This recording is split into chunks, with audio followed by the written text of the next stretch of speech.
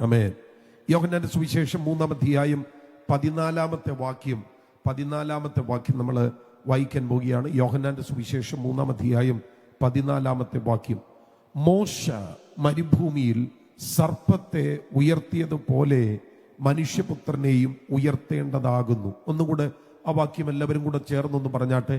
മോശ മരുഭൂമിയിൽ സർപ്പത്തെ ഉയർത്തിയതുപോലെ മനുഷ്യപുത്രനെയും ഉയർത്തേണ്ടതാകുന്നു. എല്ലാവരും പറഞ്ഞില്ല, എല്ലാവരും കൂടെ ചേർന്ന് ജസ്റ്റ് ഒന്ന് തിരിച്ചു വെച്ചേക്കണേ. സ്തോത്രം. എല്ലാവരും കൂടെ ചേർന്ന് ശബ്ദം ഉയർത്തിയ വാക്യം ഒന്ന് പറഞ്ഞ് ഒന്നും കൂടെ. മോശ മരുഭൂമിയിൽ സർപ്പത്തെ ഉയർത്തിയതുപോലെ മനുഷ്യപുത്രനെയും ഉയർത്തേണ്ടത് ആകുന്നു. നമുക്കറിയാം, പുതിയ നിയമത്തിന്റെ പ്രഥമ ഭാഗം 4 സുവിശേഷങ്ങളാണ്. മത്തായി, മർക്കോസ്, ലൂക്കോസ്, യോഹന്നാൻ. ഈ 4 സുവിശേഷങ്ങൾ എന്ന്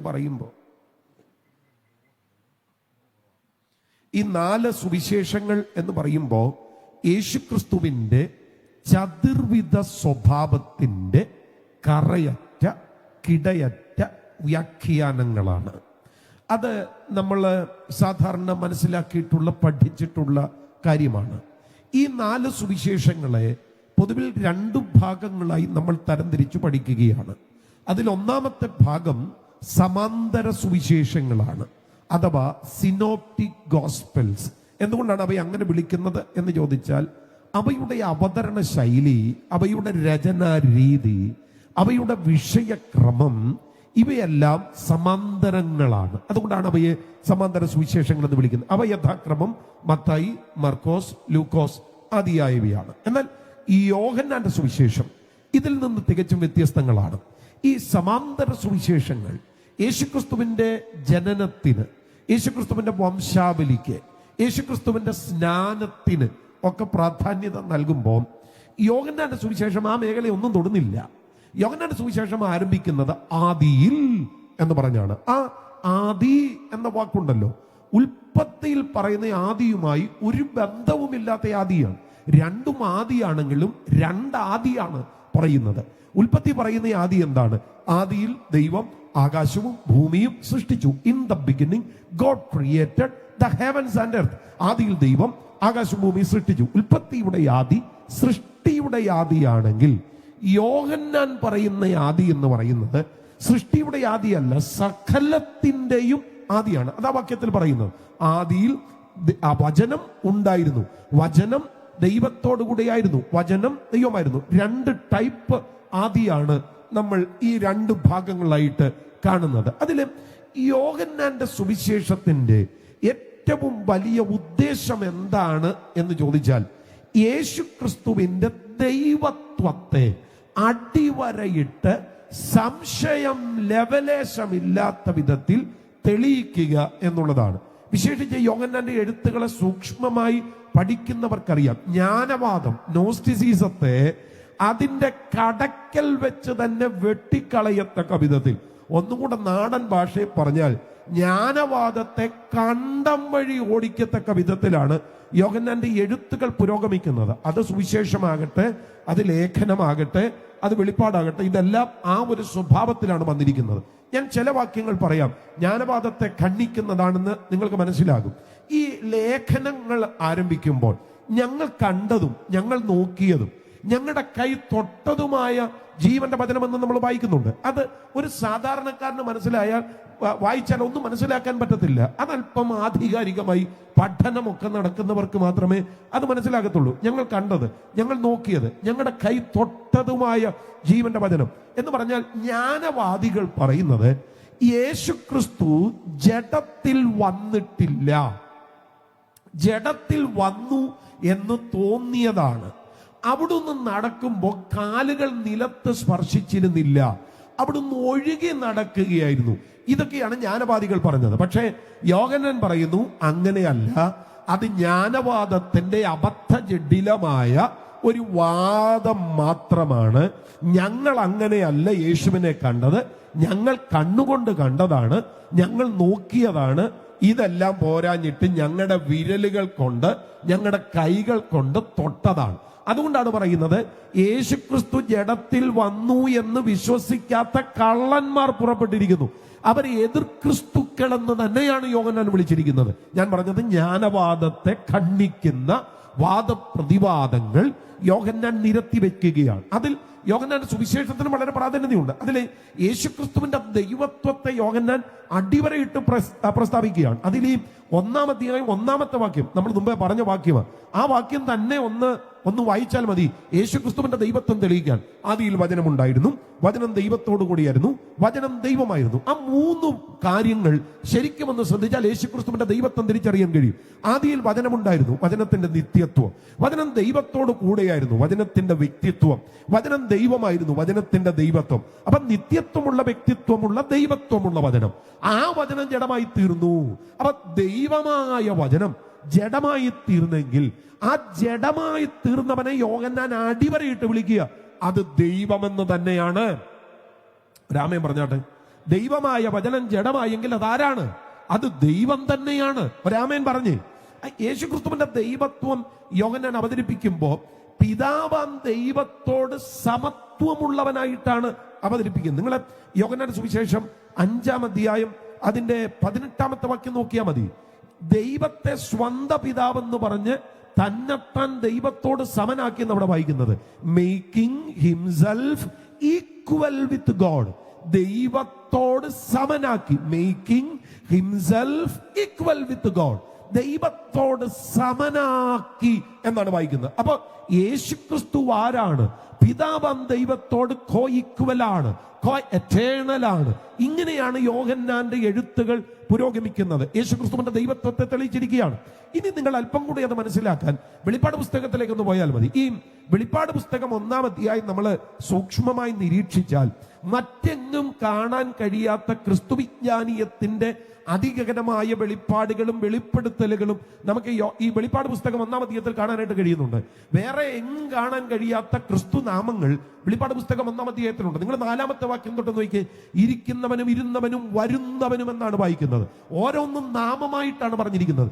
ഇരിക്കുന്നവൻ, ഇരുന്നവൻ, വരുന്നവൻ. 5-ാമത്തെ വാക്യം നോക്കി, വിശ്വസ്ത സാക്ഷി, മരിച്ചവരിൽ നിന്ന് ആദിജാതൻ, ഭൂരാജാക്കന്മാർക്ക് അധിപതി. 6-ാമത്തെ വാക്യം നോക്കി, നമ്മെ സ്നേഹിക്കുന്നവൻ, നമ്മുടെ പാപം പോക്കി തന്റെ രക്തത്താൽ നമ്മളെ വിടിവിച്ച് പിതാവായ ദൈവത്തിന് നമ്മെ രാജ്യവും പുരോഹിതനുമാക്കി തീർക്കുന്നവൻ. 7-ാമത്തെ വാക്യം നോക്കി, മേഘാരൂഢനായി വരുന്നവൻ. 8-ാമത്തെ വാക്യം നോക്കി, അൽഫ ഒമേഗ.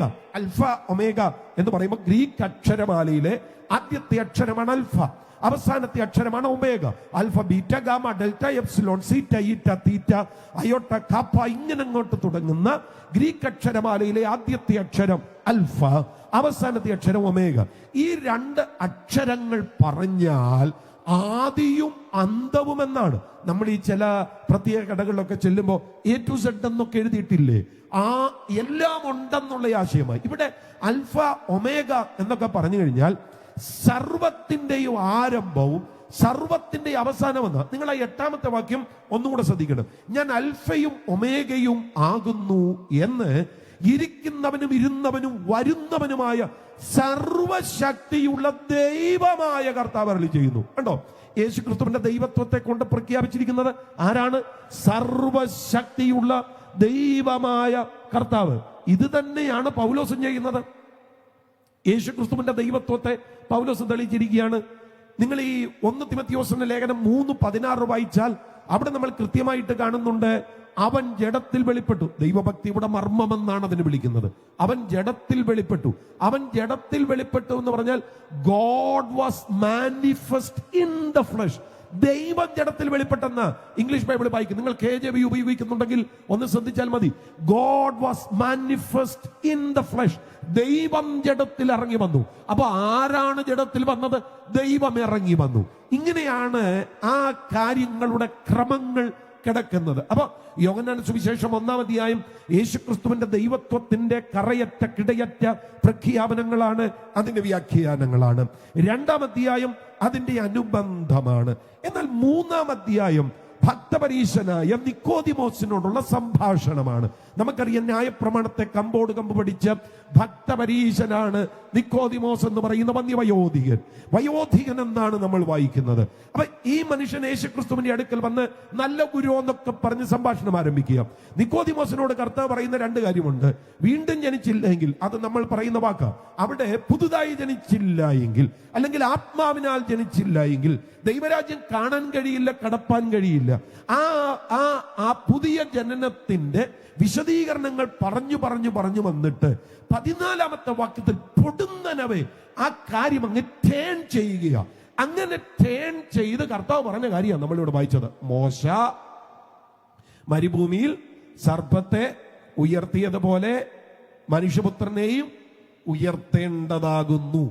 സത്യത്തില് ഈ മോശ മരുഭൂമിയിൽ സർപ്പത്തെ ഉയർത്തിയതുപോലെ മനുഷ്യപുത്രനെ ഉയർത്തേണ്ടതാകുന്നു എന്ന് പറയുമ്പോൾ ഇത് പുതിയ നിയമത്തിന്റെ ഒരു ശൈലിയാണ്. അതായത് പഴയ നിയമത്തിന്റെ ഒരു വിഷയത്തെ എടുത്തു പിടിച്ചിട്ട് പുതിയ നിയമത്തിന്റെ ഒരു സത്യം വെളിവാക്കാൻ വേണ്ടി അതിനോട് ഈ വിഷയത്തെ കണക്ട് ചെയ്യുക. നിങ്ങളെ ബാക്കി നോക്കി, അങ്ങനല്ലേ എഴുതിയിരിക്കുന്നത്. മോശ മരുഭൂമിയിൽ സർപ്പത്തെ ഉയർത്തിയതുപോലെ. മോശ ഉയർത്തിയ സർപ്പമാണ് മനുഷ്യപുത്രൻ എന്നല്ല പറഞ്ഞത്. മോശ മരുഭൂമിയിൽ സർപ്പത്തെ ഉയർത്തിയതുപോലെ മനുഷ്യപുത്രനെയും ഉയർത്തേണ്ടതാകുന്നു. ഇതുപോലെ ഒരു 2-3 സാദൃശ്യം പെട്ടെന്ന് ഞാൻ നിങ്ങളുടെ ശ്രദ്ധയിലേക്ക് കൊണ്ടുവരാം. മത്തായി സുവിശേഷം 12:40 വായിക്കുമ്പോൾ, യോന കടലാനയുടെ വയറ്റിൽ 3 രാവും 3 പകലും ഇരുന്നത് പോലെ മനുഷ്യപുത്രൻ 3 രാവും 3 പകലും ഭൂമിയുടെ ഉള്ളിൽ ഇരിക്കും എന്ന് പറയുന്നുണ്ട്. കണ്ടോ, പുതിയ നിയമത്തിന്റെ ഒരു വലിയ സത്യമാണ്. മനുഷ്യപുത്രൻ 3 രാവും 3 പകലും ഭൂമിയുടെ ഉള്ളിൽ ഇരിക്കും. അതിന് ഏതാണ് സാദൃശ്യമാക്കിയിരിക്കുന്നത്? യോന കടലാനയുടെ വയറ്റിൽ 3 ദിവസം ഇരുന്നത് പോലെ. അങ്ങനെ തന്നെ ഇനി കർത്താവ് മാത്രമല്ല, അപ്പോസ്തലന്മാരൊക്കെ ഇതുപോലെയുള്ള കാര്യങ്ങൾ ചെയ്തിട്ടുണ്ട്. നിങ്ങളെ ഒന്നുകൂടി ലേഖനം 10-ാം അധ്യായം 1 മുതലുള്ള വാക്യങ്ങൾ താഴേക്ക് വായിച്ചാല് പൗലോസ് ലീഗ ഇതുപോലെ ഒരു സാദൃശ്യം നടത്തിയിട്ടുണ്ട്. നമുക്കറിയാവുന്ന വാക്യമാണ്, നിങ്ങൾ നോക്കണമെന്നില്ല. എഴുതുന്നവർ പെട്ടെന്ന് നോട്ട് ചെയ്തോ, ബാക്കിയുള്ളവർ ശ്രദ്ധിച്ചിരുന്നു. സഹോദരന്മാരെ, നമ്മുടെ പിതാക്കന്മാരെല്ലാവരും മേഘത്തിന് കീഴെയായിരുന്നു. എല്ലാവരും സമുദ്രത്തിലൂടെ കടന്നു. എല്ലാവരും മേഘത്തിലും സമുദ്രത്തിലും സ്നാനമേറ്റു മോശയോട് ചേർന്നു. എല്ലാവരും ഒരേ ആത്മീയ ആഹാരം തിന്നു, ഒരേ ആത്മീക പാനീയം കുടിച്ചു. അവരെ അനുഗമിച്ച് ഈ ആത്മീയ പാറയിൽ നിന്നല്ലോ അവർ കുടിച്ചത്. ആ പാറ ക്രിസ്തുവായിരുന്നു. അടുത്ത വാക്ക്, എങ്കിലും അവരിൽ മിക്ക പേരിലും ദൈവം പ്രസാദിച്ചില്ല. അവിടെ ഫുൾ സ്റ്റോപ്പ് ഇടുക അല്ല, ദൈവം പ്രസാദിച്ചില്ല. അവരെ മരുഭൂമിയിൽ തള്ളിയിട്ട് കളഞ്ഞുവെന്ന് നിങ്ങൾ അറിയാതിരിക്കരുത് എന്ന് പറഞ്ഞാൽ മനസ്സിലായോ? അവരെ തള്ളിയിട്ട ദൈവം, അവര് ചെയ്ത പരിപാടി നിങ്ങൾ ചെയ്താൽ നിങ്ങളെ തള്ളിയിടും എന്ന് തന്നെയാണ് പറയുന്നത്. നിങ്ങളൊരുമാതിരി ചിട്ടിക്കമ്പനി പൊട്ടിയതുപോലെ ഇരിക്കുന്നത് പോലെ എനിക്കങ്ങ് തോന്നുന്നു. ഞാൻ പറഞ്ഞത് മനസ്സിലാകുന്നുണ്ടല്ലോ അല്ലേ? സ്വതന്ത്രം കാര്യത്തിലേക്ക് വരാൻ പോവുക. ഇതൊരു ആമുഖം പറയുന്നെന്ന് മാത്രമേ ഉള്ളൂ. ഇങ്ങനെ പറയുന്നത് പുതിയ നിയമത്തിന്റെ ഒരു ശൈലിയാണ്. അത് കർത്താവും അപ്പോസ്തലന്മാരും ഒക്കെ പറഞ്ഞിട്ടുണ്ട്. പഴയ നിയമത്തിന്റെ ഒരു സംഭവത്തെ എടുത്തു പിടിച്ചിട്ട് പുതിയ നിയമത്തിന്റെ വിഷയങ്ങളുമായി കണക്ട് ചെയ്യുക. ഇവിടെ യേശു മോശ മരുഭൂമിയിൽ സർപ്പത്തെ ഉയർത്തിയത് എടുത്തു പിടിച്ചിട്ട് അതുപോലെ മനുഷ്യപുത്രനെ ഉയർത്തണമെന്ന് പറയുന്നത്. അപ്പൊ മോശ എന്തിനാ സർപ്പത്തെ ഉയർത്തിയത്? അത് പറയാതെ ഇത് പറയാൻ പറ്റത്തില്ലല്ലോ. സംഖ്യാപുസ്തകം 21-ാം അധ്യായം 8-ാമത്തെ വാക്യത്തിൽ ദൈവം മോശയോട് പറഞ്ഞ കാര്യമാണ്. അവിടെ നമ്മൾ വായിക്കുന്നു, യഹോവ മോശയോട് ഒരഗ്നിസർപ്പത്തെ ഉണ്ടാക്കി കൊടിമരത്തിന്റെ മേൽ തൂക്കുക, കടിയേൽക്കുന്നവരാരെങ്കിലും അതിനെ നോക്കിയാൽ ജീവിക്കുമെന്ന് പറഞ്ഞു. അങ്ങനെ മോശ താമ്രം കൊണ്ടൊരു സർപ്പത്തെ ഉണ്ടാക്കി കൊടിമരത്തിന്റെ മേൽ തൂക്കി. പിന്നെ സർപ്പം ആരെങ്കിലും കടിച്ചിട്ട് അവൻ താമ്ര സർപ്പത്തെ നോക്കിയാൽ ജീവിക്കും. അപ്പൊ ആ വാക്യത്തിൽ നിന്ന് നിങ്ങൾ അറിയേണ്ട ഒരു കാര്യം, മോശയോട് ദൈവം പറഞ്ഞു, മോശേ താമ്രം കൊണ്ടൊരു സർപ്പത്തെ ഉണ്ടാക്കണം, എന്നിട്ട് അതിനെ കൊടിമരത്തിൽ തൂക്കണം. കൊടിമരത്തിൽ തൂക്കുക എന്ന് പറഞ്ഞു കഴിഞ്ഞാല് ആരെവിടെ നിന്ന് നോക്കിയാലും കാണത്തക്ക വിധത്തിൽ ഉയർത്തി പിടിക്കണമെന്ന അതിന്റെ അർത്ഥം. ഇപ്പൊ ഈ യോഗത്തിന്റെ സെന്റർ ഭാഗത്തായിട്ട് 2 ക്യാമറ ഇരിപ്പുണ്ട്. ഈ ക്യാമറ എല്ലാവർക്കും കാണാം. ഈ ഗ്രൗണ്ടിൽ ഇരിക്കുന്ന എല്ലാവർക്കും കാണാം ഇവിടെ 2 ക്യാമറ ഇരിപ്പുണ്ടെന്ന്. ഇതേ ക്രമത്തിൽ മോശയോട് ദൈവം പറയുക, മോശെ നീ ഒരു സർപ്പത്തെ ഉണ്ടാക്കണം താമ്രം കൊണ്ട്, എന്നിട്ട് അതിനെ ഒരു കൊടിമരത്തിന്റെ മേൽ തൂക്കണം, എല്ലാവർക്കും കാണത്തക്ക വിധത്തിൽ അതിനെ ഉയർത്തിപ്പിടിക്കണം. ഇനി എന്തിനാണ് ഇങ്ങനെ ഒരു സംഭവം ഉണ്ടായതെന്ന് 4-ാമത്തെ വാക്യം തൊട്ട് വായിച്ചാൽ മതി. ഏതോം ദേശത്തെ ചുറ്റിപ്പോകുവാൻ ഹോർ പർവ്വതത്തിങ്കൽ നിന്ന് ചെങ്കടൽ വഴിയായി ജനം യാത്ര പുറപ്പെട്ടു. വഴി നിമിത്തം ജനത്തിന്റെ മനസ്സ് ക്ഷീണിച്ചു. അങ്ങനെ വായിക്കുന്നത്. ദൂരം നിമിത്തം ജനത്തിന്റെ മനസ്സ് ക്ഷീണിച്ചു. ഞങ്ങളും അങ്ങനെയൊക്കെയാ. ഇങ്ങനെ നിരന്തരം യാത്ര ചെയ്യുമ്പോൾ ദൂരമൊക്കെ ഒത്തിരി കൂടുതലാണെങ്കിൽ എൻ്റെ ദൈവമേ അങ്ങോട്ട് എത്തുന്നില്ലല്ലോ എന്നൊക്കെ തോന്നും. ഇന്നലെ രാത്രി തിരുവനന്തപുരത്തിന് അങ്ങ് അപ്പുറത്ത് അങ്ങ് പാറശാലയ്ക്ക് അടുത്തൊരു മീറ്റിംഗ് ആയിരുന്നു. ഞങ്ങൾ 2 മണിക്ക് പുറപ്പെട്ടത്. ഉച്ചയ്ക്ക് 2 മണിക്ക് പുറപ്പെട്ടിട്ട് 7:45 യോഗ സ്ഥലത്ത് വന്നേ. തിരിച്ച് ഞങ്ങള് 9:30 വണ്ടി വിട്ടിട്ട് കോട്ടയത്ത് എത്തിയത് ഏതാണ്ട് 2:30 ചേർന്നാണ്. അപ്പൊ ഞാൻ പറഞ്ഞത്, ഇങ്ങനൊക്കെ അങ്ങ് ദൂരം യാത്ര ചെയ്യുമ്പോ ഒരു മുഷിച്ചിലുണ്ട്. ഇവർക്കും ഉണ്ടായി. ജനം ഇങ്ങനെ ഹോർ പർവ്വതത്തിങ്കൽ നിന്ന് ചെങ്കടൽ വഴിയായി യാത്ര പുറപ്പെട്ടപ്പോ വഴി നിമിത്തം ജനം ക്ഷീണിച്ചു. ജനം ക്ഷീണിച്ചപ്പോ ജനം ദൈവത്തിനും മോശയ്ക്കും എതിരെ പിറുപിറുക്കാൻ തുടങ്ങി. നിങ്ങൾ ശ്രദ്ധിക്കണം, ഈ പിറുപിറുപ്പ് ഇവരുടെ ഒരു സ്ഥിരം ഇടപാടായിരുന്നു. കൂടെ കൂടെ പിറുപിറുക്കും, എന്തിനും പിറുപിറുക്കും. എല്ലാം പറഞ്ഞിരിക്കാൻ നേരെ ഇല്ലാത്തതുകൊണ്ട് റെഫറൻസ് പറയാം. പുറപ്പാട് 15:24 ജനം പിറുപിറുത്തു. 16:2 ജനം പിറുപിറുത്തു. 16:9 ജനം പിറുപിറുത്തു. സംഖ്യാപുസ്തകം 11:1 ജനം പിറുപിറുത്തു. സംഖ്യാപുസ്തകം 14:30 ജനം പിറുപിറുത്തു. ഇതൊക്കെ കൂട്ടമായിട്ട് കമ്മ്യൂണിറ്റി ഒന്നിച്ചു നിന്ന് പിറുപിറുത്ത കാര്യമാണ്. ഇനി കുടുംബമായിട്ട് പിറുപിറുത്തെന്ന് പുസ്തകത്തിൽ എഴുതിയിട്ടുണ്ട്. വീടിനകത്ത് പിറുപിറുപ്പ്. സങ്കീർത്തനം 106:25 വാക്യം ഞാനങ്ങ് വായിക്കാം. അവർ തങ്ങളുടെ കൂടാരങ്ങളിൽ വെച്ച് പിറുപിറുത്തു. കൂടാരം എന്ന് പറയുമ്പം ഭാര്യയും ഭർത്താവും പിള്ളേരും എല്ലാം കൂടി ഇരിക്കുന്ന സദസ്സിൽ ഇവരെല്ലാരും കൂടി ഇരുന്ന് പിറുപിറുത്തു. മനസ്സിലായോ? അപ്പൊ വ്യക്തിപരമായി പിറുപിറുപ്പ്, സമൂഹമായി പിറുപിറുപ്പ്, ഇതൊരു വലിയ സംഭവമാണ്. ഈ പിറുപിറുപ്പ് എന്ന് പറയുമ്പോ അതില് കുറഞ്ഞതൊരു 4 പ്രശ്നമേലും ഉണ്ടായിട്ടുണ്ട്. 1, അവര് ദൈവത്തിനെതിരെ പിറുപിറുത്തു. 2, ദൈവമാക്കിയ ലീഡർഷിപ്പിനെതിരെ പിറുപിറുത്തു. 3, ദൈവം അവർക്ക് കൊടുത്ത പ്രോമിസുകൾക്കെതിരെ പിറുപിറുത്തു. 4, ദൈവം ഒരുക്കിയ പ്രൊവിഷൻസിനെതിരെ പിറുപിറുത്തു. ഇങ്ങനെ അങ്ങോട്ട് പിറുപിറുപ്പ് സജീവമായപ്പോ അഗ്നിസർപ്പങ്ങൾ ഇവരുടെ നടുവിലങ്ങിറങ്ങി. ഈ അഗ്നിസർപ്പം ജനത്തെ കടിക്കാൻ തുടങ്ങി. കടികൊണ്ടവൻ ചാകുക. ഞാൻ ഈ പല സന്ദർഭങ്ങളിൽ മോശ എന്ന ലീഡറിനെ ഇങ്ങനെ അടുത്ത് നിന്ന് ശ്രദ്ധിക്കാറുണ്ട്. ഈ മോശ എന്ന ലീഡർ ഒരു നല്ല ലീഡറാണ്. ഈ നല്ല ലീഡർ എന്നൊക്കെ പറയുമ്പോൾ നിങ്ങൾ നന്നായിട്ട് കേൾക്കണം. ഈ ജനം പാപം ചെയ്യും, ഒരു ന്യായവിധി ഉണ്ടാകും, ഈ മനുഷ്യൻ പോയി ദൈവത്തിന്റെ മുന്നിൽ കയറി നിൽക്കും. ചില സന്ദർഭങ്ങളിലൊക്കെ പുള്ളി കട്ടിക്ക് കയറി നിന്ന് കളയും. ദൈവത്തോട് പറഞ്ഞു, നീ ഈ ജനത്തെ നശിപ്പിക്കുകയാണെങ്കിൽ എന്റെ പേര് നിന്റെ പുസ്തകത്തിൽ നിന്ന് മായിച്ചു കളഞ്ഞേക്കണം. ആ ടൈപ്പൊക്കെ കയറി നിന്ന് കളയും. ഹല്ലേലൂയ. അങ്ങനെയാണ്. അപ്പൊ ഈ പുള്ളി ഈ അഗ്നിസർപ്പം ഇറങ്ങിയപ്പോ പിന്നെയും പോയി ദൈവത്തിന്റെ മുന്നിൽ നിൽക്കുക. അപ്പൊ ദൈവം പറഞ്ഞ ഒരു കാര്യം, മോശെ നീ ഒരു കാര്യം ചെയ്യും, ഇതിനൊറ്റ റെമഡിയേ ഉള്ളൂ. നീ താമ്രം കൊണ്ട് ഈ ജനത്തെ കടിക്കുന്ന സർപ്പം ഉണ്ടല്ലോ, അതുപോലെ ഒരു രൂപം ഉണ്ടാക്കണം. എന്നിട്ട് അത് കൊടിമരത്തിന്റെ മേൽ തൂക്കണം. അതിനെ നോക്കിയ രക്ഷയ. യേശു ഈ സംഭവത്തെ എടുത്തു പിടിച്ചിട്ട് പറയുക, പണ്ട് പാമ്പിന്റെ കടിയേറ്റപ്പോ ഉയർത്തിപ്പിടിച്ച ഒരു താമ്ര സർപ്പം ഉണ്ടല്ലോ, അതിനെ നോക്കി ജനം രക്ഷ പ്രാപിച്ചില്ലേ? അതുപോലെ ഇന്ന് 2025 ഈ മാർച്ച് മാസം 30 മനുഷ്യപുത്രനെ ഉയർത്തണം. പിടികിട്ടിയെന്ന് എന്റെ ചിന്ത. അപ്പൊ വേണമെങ്കിൽ ഒരു ചോദ്യം ചോദിക്കാം, പാസ്റ്ററെ അന്ന് പാമ്പ് കടിച്ചിട്ടല്ലേ മോശ സർപ്പത്തെ ഉയർത്തിയത്? അതെ, ഇന്നും പാമ്പ് കടിക്കുന്നുണ്ട്. അതുകൊണ്ടാണ് മനുഷ്യപുത്രനെ ഉയർത്താൻ പറഞ്ഞത്. എന്നോടൊപ്പം ഉണ്ടോ? ഈ പാമ്പെന്നൊക്കെ പറയുന്നതുകൊണ്ടായിരിക്കും നിങ്ങളുടെ മുഖത്തൊരു വല്ലാത്ത പേടി. ഈ പാമ്പെന്ന് പറഞ്ഞു കഴിഞ്ഞാൽ ഈ വാവാ സുരേഷ് പറയുന്ന പാമ്പല്ല. പുള്ളി ഒരു പാമ്പിനെ പാമ്പെന്ന് പറയത്തില്ലല്ലോ. പുള്ളി പാമ്പിനെ എല്ലാം അതിഥി എന്നാണ് വിളിക്കുന്നത്. രാജമമ്പാല കണ്ടാലും പുള്ളിക്ക് അതിഥിയാ. ഏറ്റവും അപകടകാരിയായ പാമ്പായ അണലിയെ കണ്ടാലും പുള്ളിക്ക് അതിഥി, എന്തും അതിഥിയാ. അപ്പൊ ആ ടൈപ്പ് സംഭവം അല്ലെന്ന് നിങ്ങൾ അങ്ങനെ പേടിക്കൊന്നും വേണ്ട. ഇന്ന് മനുഷ്യനെ കടിക്കുന്ന പാമ്പ് വേറൊരു പാമ്പാ. ഈ പാമ്പ് കടിച്ചാൽ ആന്റിവെനം കൊടുത്തിട്ട് കാര്യമില്ല.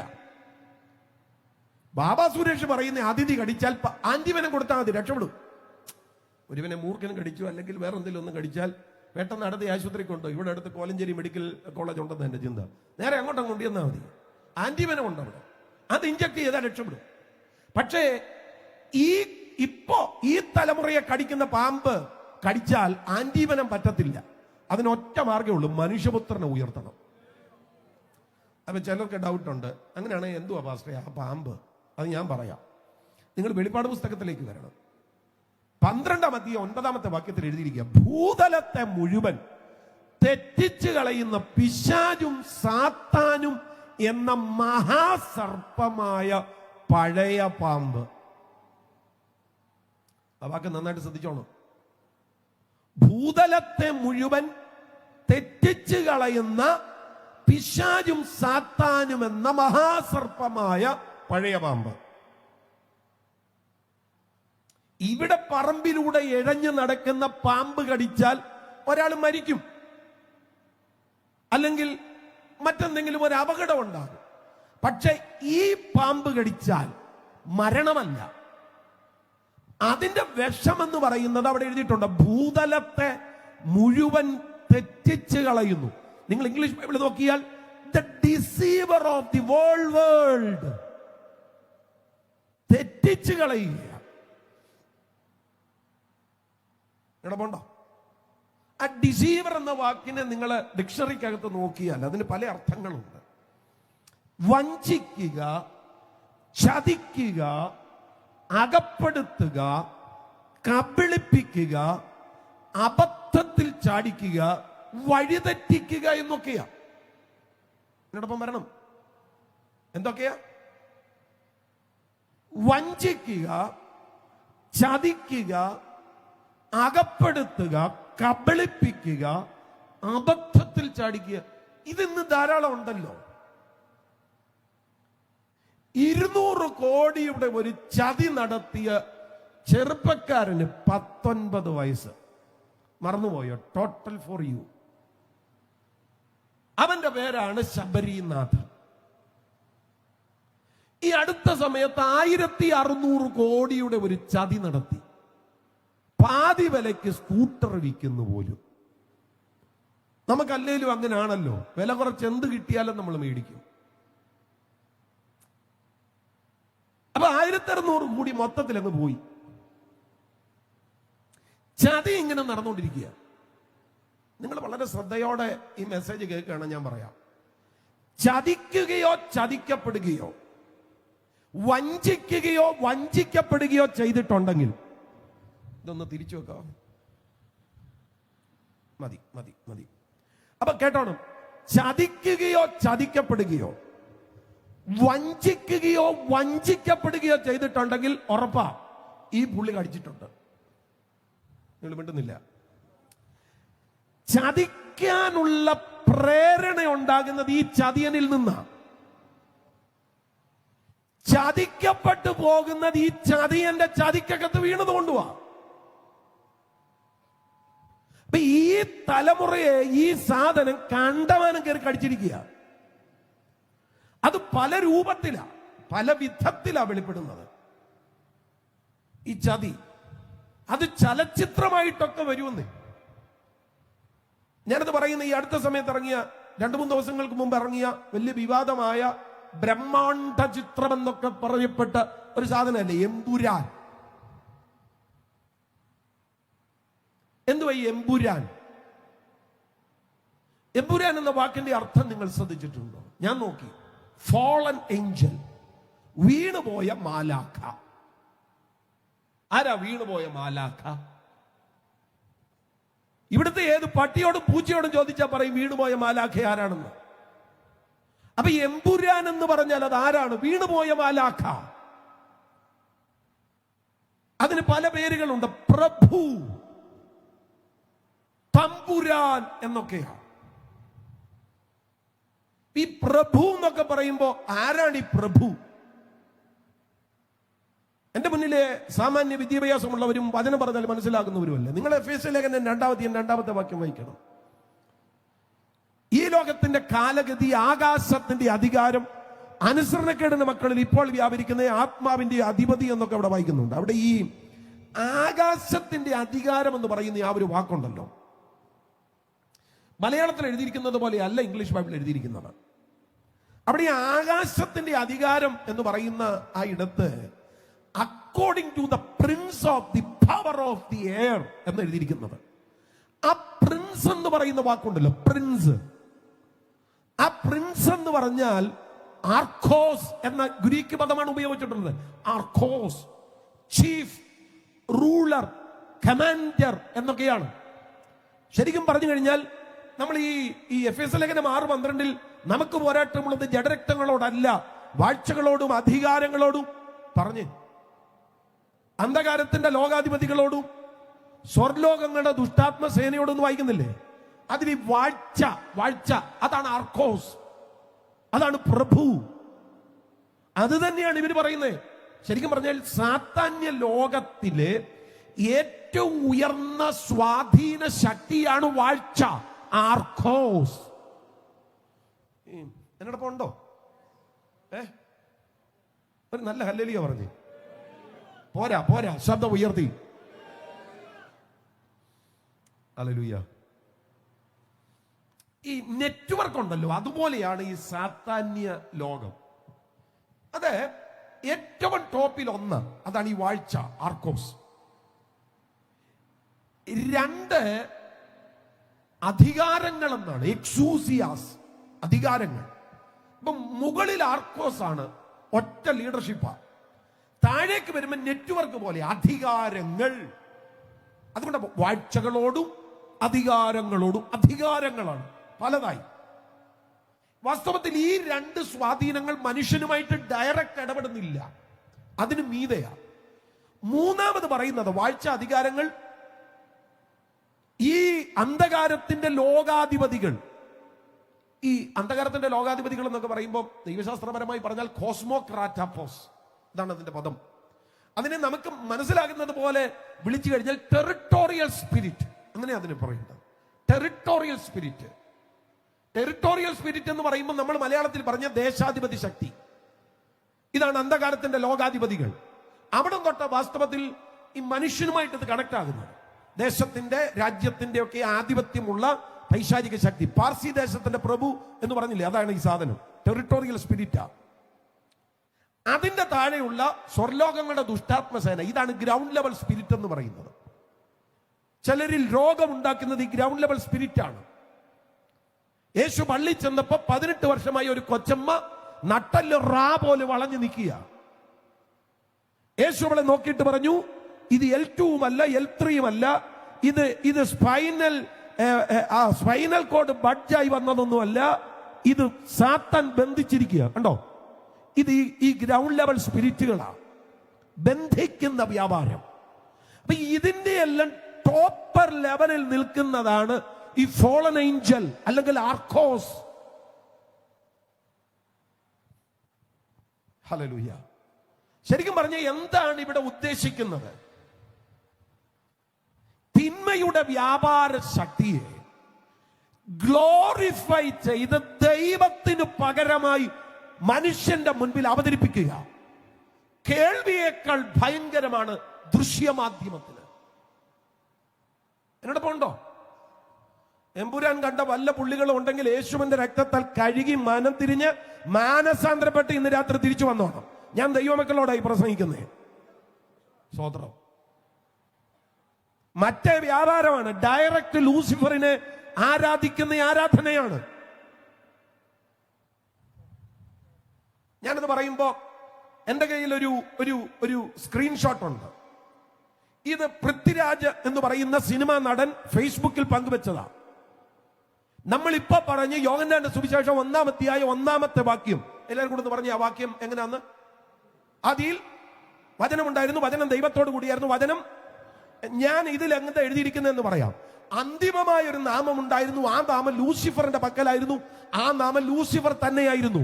അപ്പൊ എന്താണ് ഇത് ഞാൻ ഉദ്ദേശിക്കുന്നത്?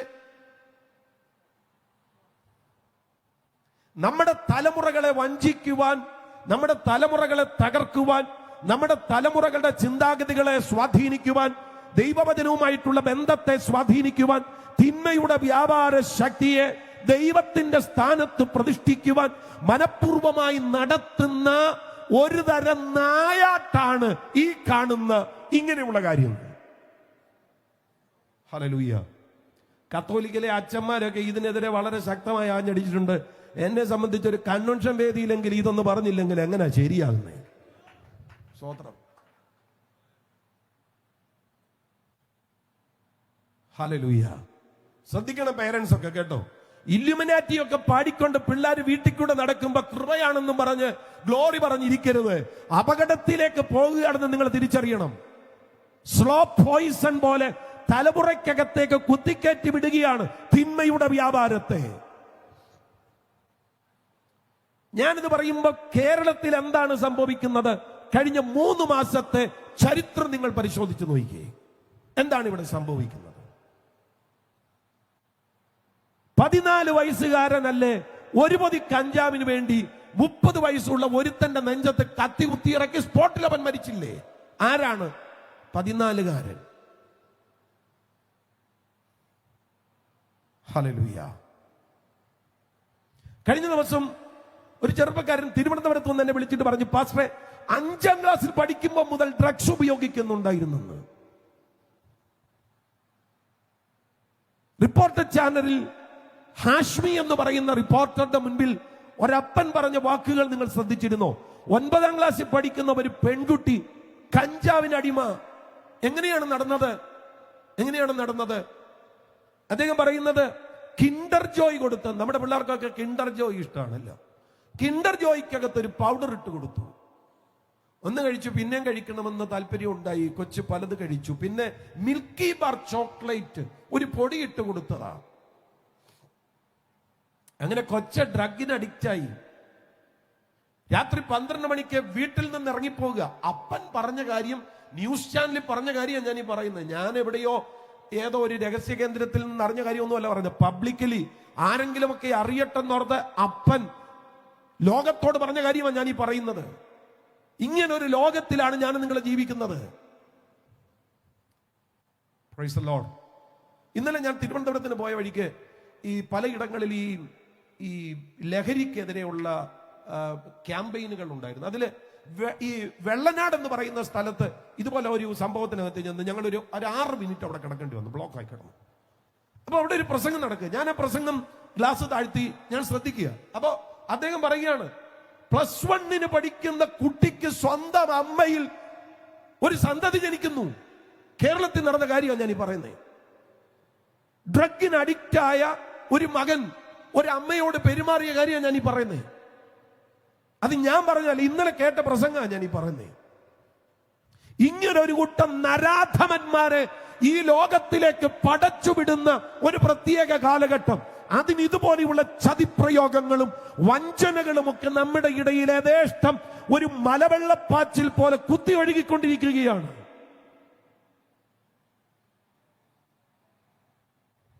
ഹല്ലേലൂയ. എന്താണ് പ്രിയരെ ഇതിന്റെ എല്ലാം പിന്നിലെ കാരണം? പഴയ പാമ്പിന്റെ കടിയ. പഴയ പാമ്പ് വഞ്ചിക്കുന്ന, ചതിക്കുന്ന, അകപ്പെടുത്തുന്ന പഴയ പാമ്പ്. പഴയ പാമ്പ്. വാസ്തവത്തിൽ എമ്പുരാൻ സിനിമയ്ക്കെതിരെയൊക്കെ വമ്പൻ എതിർപ്പുണ്ടായി. അതൊക്കെ പൊളിറ്റിക്കൽ എതിർപ്പാണ്.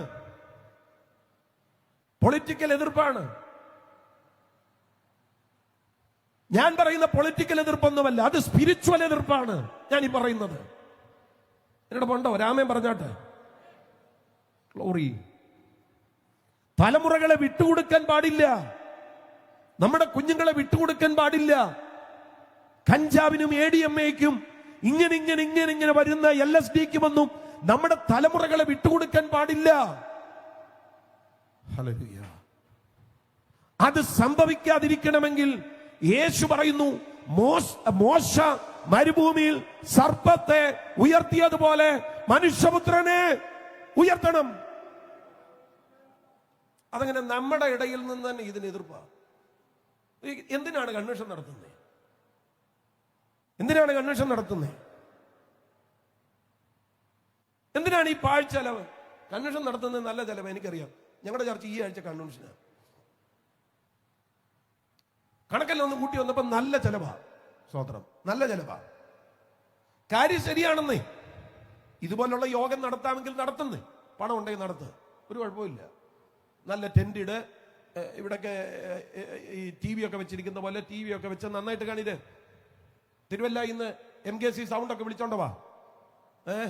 വിളിച്ചോണ്ട് വന്നിട്ട് സിംഗപ്പൂരിൽ നിന്ന് ആളിനെ ഇറക്കി പാട്, ബാംഗ്ലൂരിന്റെ ആളിനെ വിളിച്ച് പാട്. പൈസ ഉണ്ടെങ്കിൽ ചെയ്തോ, നോ പ്രോബ്ലം.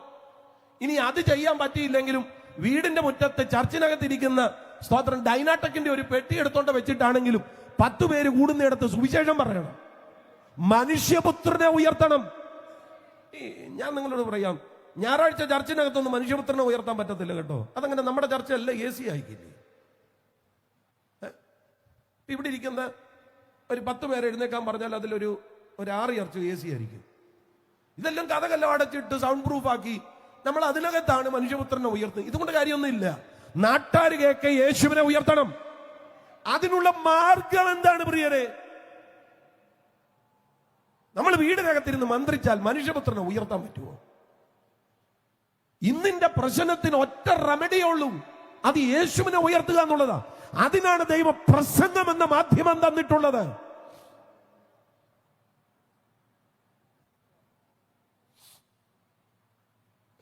നിങ്ങൾ ചിലരുടെയൊക്കെ ഇരിപ്പ് കണ്ടിട്ട് ഇന്ന് വരേണ്ടിയിരുന്നില്ല എന്നുള്ളൊരു പരുവത്തിലാണ് ഇരിക്കുന്നത്. ഞാൻ വളരെ പർപ്പസ്ലി പറയുക ഈ കാര്യങ്ങൾ. മനുഷ്യപുത്രനെ ഉയർത്തണം. ഞാൻ നിങ്ങളോട് പറയാം, ദൈവം തന്ന ആരോഗ്യത്തിൽ, ദൈവം തന്ന സമ്പത്ത് കൊണ്ട്, ദൈവം തന്ന കഴിവ് കൊണ്ട്, ദൈവം തന്ന പ്രാപ്തി കൊണ്ട്, ദൈവം തന്ന സകല സൗകര്യങ്ങളും കൊണ്ട് മനുഷ്യപുത്രനെ ഉയർത്തണം. നമ്മൾ ഒരിക്കൽ പാടത്തില്ലായിരുന്നു, ജീവനെങ്കിൽ ജീവൻ വെച്ച് ഭാരതം നേടണം. അതിപ്പോ പാടും. എപ്പോഴാണെന്നറിയോ? ഗ്രാജുവേഷൻ സർവീസിന്റെ ടൈമിൽ. ഈ ഗ്രാജുവേഷൻ സെറമണി നടക്കുമ്പോൾ ഒരു മാർച്ച് ഫാസ്റ്റ് ഉണ്ടല്ലോ, ആ സമയത്ത് ഇപ്പൊ പാട്ട് നിർത്തി കീബോർഡിൽ അങ്ങ് വായിക്കുക. സ്തോത്രം. അങ്ങനെ ഒരു മാർച്ചിന്റെ ഒക്കെ ഋതമുണ്ട്, അതിനകത്തുണ്ട്. കേൾക്കാൻ നേരം ഇല്ലാത്തതുകൊണ്ട്, അല്ലെ ഞാൻ കേൾപ്പിക്കായിരുന്നു. സ്തോത്രം. ആ ഒരു ഋതമൊക്കെ ഇട്ട് ഈ ഗ്രാജുവേഷൻ ഇങ്ങനെ അതിന്റെ സ്റ്റുഡൻസ് ടീച്ചേഴ്സ് എല്ലാം കൂടി ഇങ്ങനെ വരുമ്പോ ഇതിങ്ങനെ വായിക്കും. പദം പദം ഉറച്ചു നാം ക്രൂശുമേന്തി പോകണം, ജീവനെങ്കിൽ ജീവൻ വെച്ച് ഭാരതം നേടണം. എന്നാച്ചാ ചെയ്യുന്നേ? അവിടെ ഇവിടെ ഇരുന്ന് എതിർക്കുന്നതല്ലാതെ അച്ഛാ ഈ സുവിശേഷം പറയാൻ വല്ല താല്പര്യമുണ്ടോ? സ്തോത്രം. ഇനി പറയണ്ട അച്ഛാ, പറയുന്നവർക്കൊരു ഒത്താശ ചെയ്തു കൊടുക്കുന്നേ. ഈ വെങ്കൽ ഭരണി യേശുവിന്റെ കാൽക്കൽ പൊട്ടിച്ചൊഴിച്ചപ്പോ നമ്മുടെ യൂദായിക്കൊരു ചിന്ത, ഈ വെറും ചെലവ് എന്തിന്? ഈ വെറും ചെലവിനെ കുറിച്ചുള്ള വല്ലാത്ത വേവലാതി യൂദാമാർക്കുള്ളതാ. പണസഞ്ചി അവന്റെ പക്കലാകിയാലും അവൻ അതിൽ നിന്ന് എടുത്തു വരികയാലും അത്രേ അത് പറഞ്ഞത്. എന്നോട് പെടങ്ങരുത്, വണ്ടിയുടെ കാറ്റൊന്നും ഒഴിച്ചു വിട്ടേക്കല്ലേ, ഞാൻ അങ്ങ് പോക്കോളാം 9:30 ആകുമ്പോ. ഞാൻ സത്യമാണ് പറയുന്നത്. മനുഷ്യപുത്രനെ ഉയർത്തണം, മനുഷ്യപുത്രനെ ഉയർത്തണം. എന്റെ പ്രിയരെ, ഞാൻ നിങ്ങളോട് കാര്യം പറയാം. ഉച്ചഭാഷണിക്കെല്ലാം ഭയങ്കര നിയന്ത്രണം വരിക. അതെല്ലാം മതത്തിന്റെ ഉച്ചഭാഷണിക്ക് നിയന്ത്രണമുണ്ട്. ഇനി എത്ര കാലഘട്ടം ഇതുപോലെ പബ്ലിക്കായിട്ട് വേദി കെട്ടി ഉയർത്തി പ്രോഗ്രാം നടത്താൻ പറ്റുമെന്നൊന്നും എനിക്കറിയത്തില്ല. കുറച്ച് കഴിയുമ്പോൾ സർക്കാർ പറയാൻ സാധ്യതയുണ്ട്, യോഗം നടത്തിക്കോ, ഓഡിറ്റോറിയത്തിൽ നടത്തിയാൽ മതി. അങ്ങനൊക്കെ ഒരു നിയമം വരുന്നതിന് മുമ്പ് പൗലോസൊക്കെ പറയുന്നത് പോലെ, ഈ ദിക്കിൽ ഇനി സ്ഥലമില്ലായികയാൽ എന്ന് പറയുന്നത് പോലെ നമ്മുടെ പട്ടണത്തെ സുവിശേഷം കൊണ്ട് നിറയ്ക്കണം. ചിലരുടെ ഒന്നും കൈ അങ്ങോട്ട് പോകുന്നില്ലല്ലോ, അതൊക്കെ പറഞ്ഞിട്ട് കേട്ടെ. സ്തോത്രം, സ്തോത്രം. മനുഷ്യപുത്രനെ ഉയർത്തണം. ഞാൻ പറയാം, ചുമ്മാ വേദി കയറിയുന്ന കഥ പറയുന്ന പുള്ളികളെ ഒന്നും അല്ല വിളിക്കേണ്ടത്, യേശുവിനെ പറയുന്നവരെ വിളിക്കണം. യേശുവിനെയാണ് പറയേണ്ടത്. പകരം വെക്കാൻ ആളില്ലാത്തവനാണ് കർത്താവായ യേശു ക്രിസ്തു. ഒരാമേൻ പറഞ്ഞാട്ടെ. നമ്മൾ പാടത്തില്ല, അവനൊപ്പം പറയാൻ ഒരാളില്ല, അവനെ പോലെ ആരാധ്യൻ ആരുമില്ല, ആയിരങ്ങളിൽ സുന്ദരൻ വന്ദിതൻ ആരിലും ഉന്നതൻ ക്രിസ്തു. ഈ യേശുവിനെ ഉയർത്തേണ്ടത്. അപ്പം മനുഷ്യപുത്രനെ ഉയർത്തണം. നിങ്ങൾ ശ്രദ്ധിച്ചേ, ഈ പഴയ പാമ്പ് ഈ പിശാചിന്റെ ഒരു സിംബലായിട്ട് പുതിയ നിയമത്തിൽ പറയുന്ന ഒരു വാക്കാണ് ഈ പഴയ പാമ്പ്. ഞാനതൊരു 2-3 റെഫറൻസ് പെട്ടെന്ന് നിങ്ങളുടെ ശ്രദ്ധയിലേക്ക് കൊണ്ടുവന്ന് തരാം. അതിലെ ഒന്ന്, ഈ 2 കൊരിന്ത്യർ ലേഖനം 11-ാം അധ്യായം 3-ാമത്തെ വാക്യം. അവിടെ എഴുതിയിരിക്കുന്ന സർപ്പം ഹൗവയെ ഉപായത്താൽ ചതിച്ചതുപോലെ നിങ്ങളുടെ മനസ്സ് ക്രിസ്തുവിനോടുള്ള ഏകാഗ്രതയും നിർമ്മലതയും വിട്ട് വഷളായി പോകുമോ എന്ന് ഞാൻ ഭയപ്പെടുന്നു. ആരാ ചതിച്ചേ? സർപ്പം. എല്ലാരും കൂടെ ചേർന്നൊന്ന് പറഞ്ഞേ, ആരാ ചതിച്ചേ? സർപ്പം. പൗലോസ് പറയുന്നു, ആ പഴയ പാമ്പ് ഇന്നും ആക്റ്റീവാണ്. നിങ്ങളുടെ ഹൃദയത്തിന്റെ നിർമ്മലതയും ഏകാഗ്രതയും വിട്ടു വഷളാകത്തക്ക വിധത്തിൽ ഈ പഴയ പാമ്പ് ചലിച്ചോണ്ടിരിക്കുകയാണ്. ഹല്ലേലൂയ. സ്വോത്രം സ്വോത്രം സ്വോത്രം സ്വോത്രം. ഈ പലരുടെ അകത്ത് ഭയങ്കര മടുപ്പ് കിടക്കുക. ഓ, എന്തിനാ പാടുന്നു? ഓ, എന്തിനാ പ്രസംഗിക്കുന്നത്? ഓ, എന്തിനാ കൈയടിക്കുന്നത്? മടുപ്പ. ഈ മടുക്കുന്നവരോട് ഞാൻ ഒരു കാര്യം പറയാം. സദൃശവാക്യം പറയുന്നു, നടപ്പിൽ മടുപ്പുള്ളവൻ മനസ്സിൽ വിശ്വാസത്യാഗം ഉള്ളവനാണ്. നടപ്പിൽ മടുപ്പുള്ളവൻ, ഓ എന്തോ യോഗം, ഓ എന്തോ കൺവെൻഷൻ. ടൈറ്റസിന് വേറെ പണിയൊന്നുമില്ല, എന്തോ കൺവെൻഷൻ. ജിബുവിന് വേറെ പണിയൊന്നുമില്ല, ഓ എന്നാ കൺവെൻഷനാ. സ്വോത്രം. നടപ്പിൽ മടുപ്പുള്ളവൻ മനസ്സിൽ വിശ്വാസത്യാഗമുണ്ട്. ഈ ഞങ്ങൾ ഈ വിവാഹത്തിനൊക്കെ പ്രസംഗിക്കുമ്പോൾ സാധാരണ പറയാറുണ്ട്, മെന്റലി ഡിവോഴ്സ്ഡ്. ഒരു കൂരയ്ക്ക് കീഴിൽ ഒരുമിച്ച് കഴിയുന്നതേ ഉള്ളൂ, മെന്റലി ഡിവോഴ്സാ. അങ്ങനെയുള്ള ചില കുടുംബങ്ങളുണ്ട്. ഇതുപോലെ ചർച്ചിനകത്ത് വരുന്നതേ ഉള്ളൂ, ഇത് ഞാൻ പിന്മാറ്റക്കാരനാണ്. പുള്ളി ബൈബിള് കൊണ്ടുവരത്തില്ല, കൊണ്ടുവന്ന് തുറക്കത്തില്ല, പാടത്തില്ല, കൈയടിക്കത്തില്ല, ഒരു സ്വോത്രം പറയത്തില്ല, ചർച്ചിലെ ഒരു കാര്യവുമായിട്ട് ഒരു ബന്ധമില്ല. പുള്ളി ഇങ്ങനെ ഒരു ഉപ്പിയാക്ക് പോലെ ചർച്ചിനകത്ത് വന്നിരിക്കും, അതുപോലെ എഴുന്നേറ്റ് പോകും. സ്വോത്രം. ഉപ്പിയാക്കിന് വല്ല പ്രതികരണമുണ്ടോ? നിങ്ങൾ മിണ്ടുന്നില്ല. ഇതുപോലെ ഇരിക്കുന്നവരുണ്ട്. ഈ പാസ്റ്റർ എന്നാ തമാശ പറഞ്ഞാലും ഈ പുള്ളി ചിരിക്കത്തില്ല, എന്നാ വെളിപ്പാട് പറഞ്ഞാലും പുള്ളി ഒരു സ്വോത്രം പറയത്തില്ല. അങ്ങനെയുള്ള ചില പുള്ളികളുണ്ട്. സെമി പിന്മാറ്റക്കാരൻ. സെമി അല്ല, ഫുള്ളി പിന്മാറ്റക്കാരനാണ്. ഹല്ലേലൂയ. ഈ നടപ്പിൽ മടുപ്പ് ഇതൊരു വലിയ അപകടമാണ് കേട്ടോ. സ്വോത്രം. ഈ ഞാൻ മൈക്കില്ലാതെ അങ്ങ് താഴോട്ട് ഇറങ്ങി എന്ന് പറയും. ലൈവിലുള്ളവർ ക്ഷമിക്കണേ. നമ്മുടെ കേരളത്തില് വലിയ കോളിലൊക്കെ ഉണ്ടായി പിന്മാറിപ്പോയ ഒരാളെ ഞാൻ വിളിച്ചു. പിന്മാറിപ്പോയ ഞാൻ പുള്ളിയോട് ചോദിച്ചു, അച്ഛാ എന്താ പണിയാവും ചോദിച്ചു. ഞാൻ പിന്മാറിപ്പോയ എന്നാ പണിയാന്ന് ചോദിച്ചു. പുള്ളി എന്നോട് പറയും, 2 വർഷമായിട്ട് ഞാൻ പ്ലാൻ ചെയ്യുക. 2 വർഷമായിട്ട് ഞാൻ പ്ലാൻ ചെയ്യുക. അതിന് പുള്ളി ആദ്യം ചെയ്ത് 2 പെമ്പിള്ളാരുടെ കാതം കൂട്ടി പോകാനുള്ള പ്ലാനിങ്. ഇന്ന് രാത്രി പോകാനൊക്കെ പ്ലാനിങ് നടത്തുന്ന ഏതായാലും പുള്ളി ഉണ്ടെങ്കിൽ കുഞ്ഞെ നിന്നെ പഴയ പാമ്പ് കയറി കടിച്ചേക്കുവാ. കേൾക്കുന്നുണ്ടെങ്കിൽ ഒരാമയും പറഞ്ഞു. പോകാൻ പ്ലാൻ ഇടുന്ന ആരെങ്കിലും ഉണ്ടെങ്കിൽ ക്രിസ്തുവിനോടുള്ള നിർമ്മലതയും ഏകാഗ്രതയും വിട്ടാ പോകുന്നത്. അതിന്റെ പിന്നിൽ പഴയ പാമ്പുണ്ട്.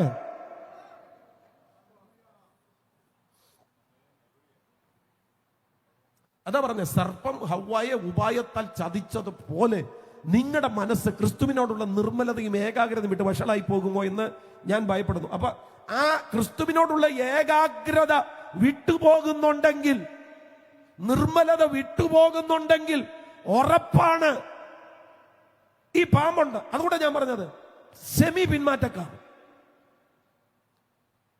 ഹല്ലേലൂയ. ഒരബദ്ധം പറ്റി വന്ന് കയറി ഇരിക്കുക. ഈ പിന്മാറുന്നവരോട് ഞാനൊരു കാര്യം പറയാം. എന്റെ നീതിമാൻ വിശ്വാസത്താൽ ജീവിക്കും. പിന്മാറുന്നു എങ്കിൽ എന്റെ ഉള്ളത്തിന് അവനിൽ പോയി പ്രസാദം പോയി. എന്റെ നീതിമാൻ വിശ്വാസത്താൽ ജീവിക്കും. പിന്മാറിയാൽ എന്റെ ഉള്ളത്തിന് അവനിൽ പ്രസാദം ഇല്ല. ഹല്ലേലൂയ. പിന്മാറാൻ പ്ലാൻ ചെയ്യുന്ന ആരെങ്കിലും ഉണ്ടോ? എന്റെ പ്രിയപ്പെട്ടവരെ, നഷ്ടങ്ങളിലൂടെ ജീവിച്ച ഒട്ടനവധി ആളുകളുണ്ട്. നഷ്ടങ്ങളിലൂടെ ജീവിച്ചവര്. ഈ പാസ്റ്റർ CS മാത്യു എന്ന് പറയുന്ന ഒരു ദേവദാസനുണ്ടായിരുന്നു. കരിയംപ്ലാവിൽ WME സഭകളുടെ സ്ഥാപകൻ പാസ്റ്റർ CS മാത്യു. അദ്ദേഹത്തിന് 11 മക്കളുണ്ടായിരുന്നു. 11 മക്കളിൽ 8 മക്കൾ മരിച്ചുപോയി. 8 മക്കൾ. ഈ 8 മക്കൾ മരിച്ച ആ ഒരു ദുഃഖത്തിലൊക്കെ ഈ കർത്തൃദാസൻ ഇങ്ങനെ ഇരിക്കുമ്പോൾ ഒരിക്കൽ പ്രാർത്ഥനാ സമയത്ത് അദ്ദേഹത്തിന് പരിശുദ്ധാത്മാവ് കൊടുത്ത ചില വരികൾ അദ്ദേഹം എഴുതി വെച്ചു. സുന്ദരന മനോഹര അങ്ങേ പിരിഞ്ഞി ലോകയാത്ര പ്രാകൃതരം ജാരന്മാരെ വരിക്കുമോ വത്സല മണ്ണെ പ്രതിമാണിക്കും വെടിയുകില്ല ഞാൻ ഈ മണ്ണെ പ്രതിമാണിക്കും വെടിയുകില്ല ഞാൻ. അതിന്റെ അനുപല്ലവി യെരൂശലേം പുത്രിമാരൻ ചുറ്റും നിന്നുരാപ്പകൽ പ്രിയനോടുള്ള അനുരാഗം കവർന്നിടുകിൽ സുന്ദരന മനോഹര അങ്ങേ പിരിഞ്ഞി ലോകയാത്ര പ്രാകൃതരം ജാരന്മാരെ വരിക്കുമോ വത്സല മണ്ണെ പ്രതിമാണിക്കും വെടിയുകില്ല ഞാൻ. ആരാ ഇത് പറയുന്നത്? ക്രൈസ്തവ പാരമ്പര്യം അനുസരിച്ച് അപ്പനും അമ്മയും മരിക്കും, മക്കളടക്കണം. അതാണ് ക്രൈസ്തവ പാരമ്പര്യം. പക്ഷെ ജീവിച്ചിരിക്കുന്ന അപ്പൻ 8 മക്കളുടെ ശവശരീരം അടക്കി. 8 മക്കളെ അടക്കി കഴിഞ്ഞിട്ട് ഈ മനുഷ്യൻ പറയുക, സുന്ദരന മനോഹര അങ്ങേ പിരിഞ്ഞി ലോകയാത്രയിൽ പ്രാകൃതരായ ജാരന്മാരെ വരിക്കുമോ വത്സല മണ്ണെ പ്രതി മാണിക്യം വെടിയത്തില്ല. അങ്ങനെയുള്ളവരാണ് ഇന്ന് രാത്രി ഇവിടെ എഴുന്നേൽക്കേണ്ടത്.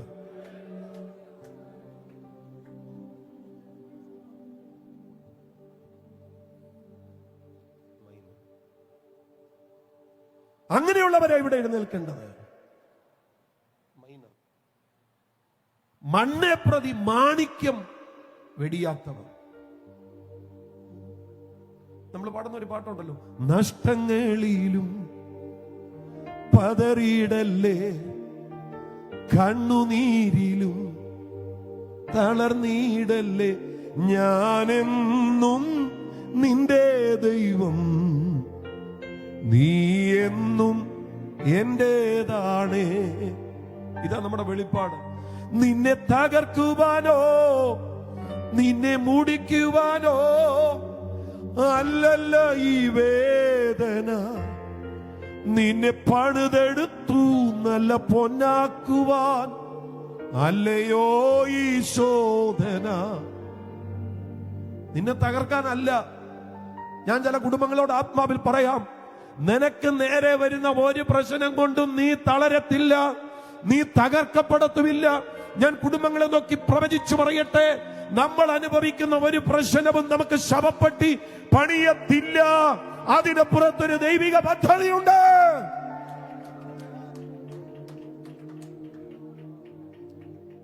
ഹല്ലേലൂയ.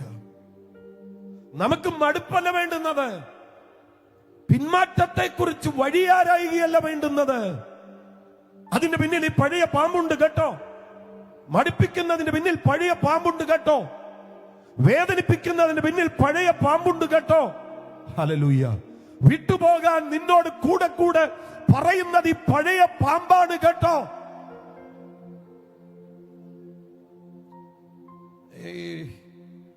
നിങ്ങൾ ചിന്തിക്കുന്നത് പോലെ പണം വിടർത്തിയൊന്നും ആയിരിക്കത്തില്ല ഇത് വരുന്നത്. യേശുവിനെ 30 വെള്ളിക്കാശിന് ഒറ്റുകൊടുപ്പാൻ സാത്താൻ യൂദയുടെ ഹൃദയത്തിൽ തോന്നിപ്പിച്ചു. തോന്നലൊക്കെ ആയിട്ട് ഇതൊക്കെ വരാം കേട്ടോ. പക്ഷെ പഴയ മറ്റേ പുള്ളിയുടെ ഒരു പകർച്ചയാണ്. ഇന്ന് രാത്രി ഇതിനകത്ത് പോയി പെട്ടുപോകരുത്. ഈ രാത്രി ആത്മാവിൽ പറയണം, എന്റെ കർത്താവേ അങ്ങയുടെ സന്നിധാനത്തിൽ ഞാൻ ഉറച്ചു നിൽക്കും. ഇതാണ് ക്രൈസ്തവ മാർഗം. സഭാപിതാവെ തെർത്തുല്യൻ പറഞ്ഞ ഒരു വാക്കുണ്ട്, blood of the martyrs is the seed of the church.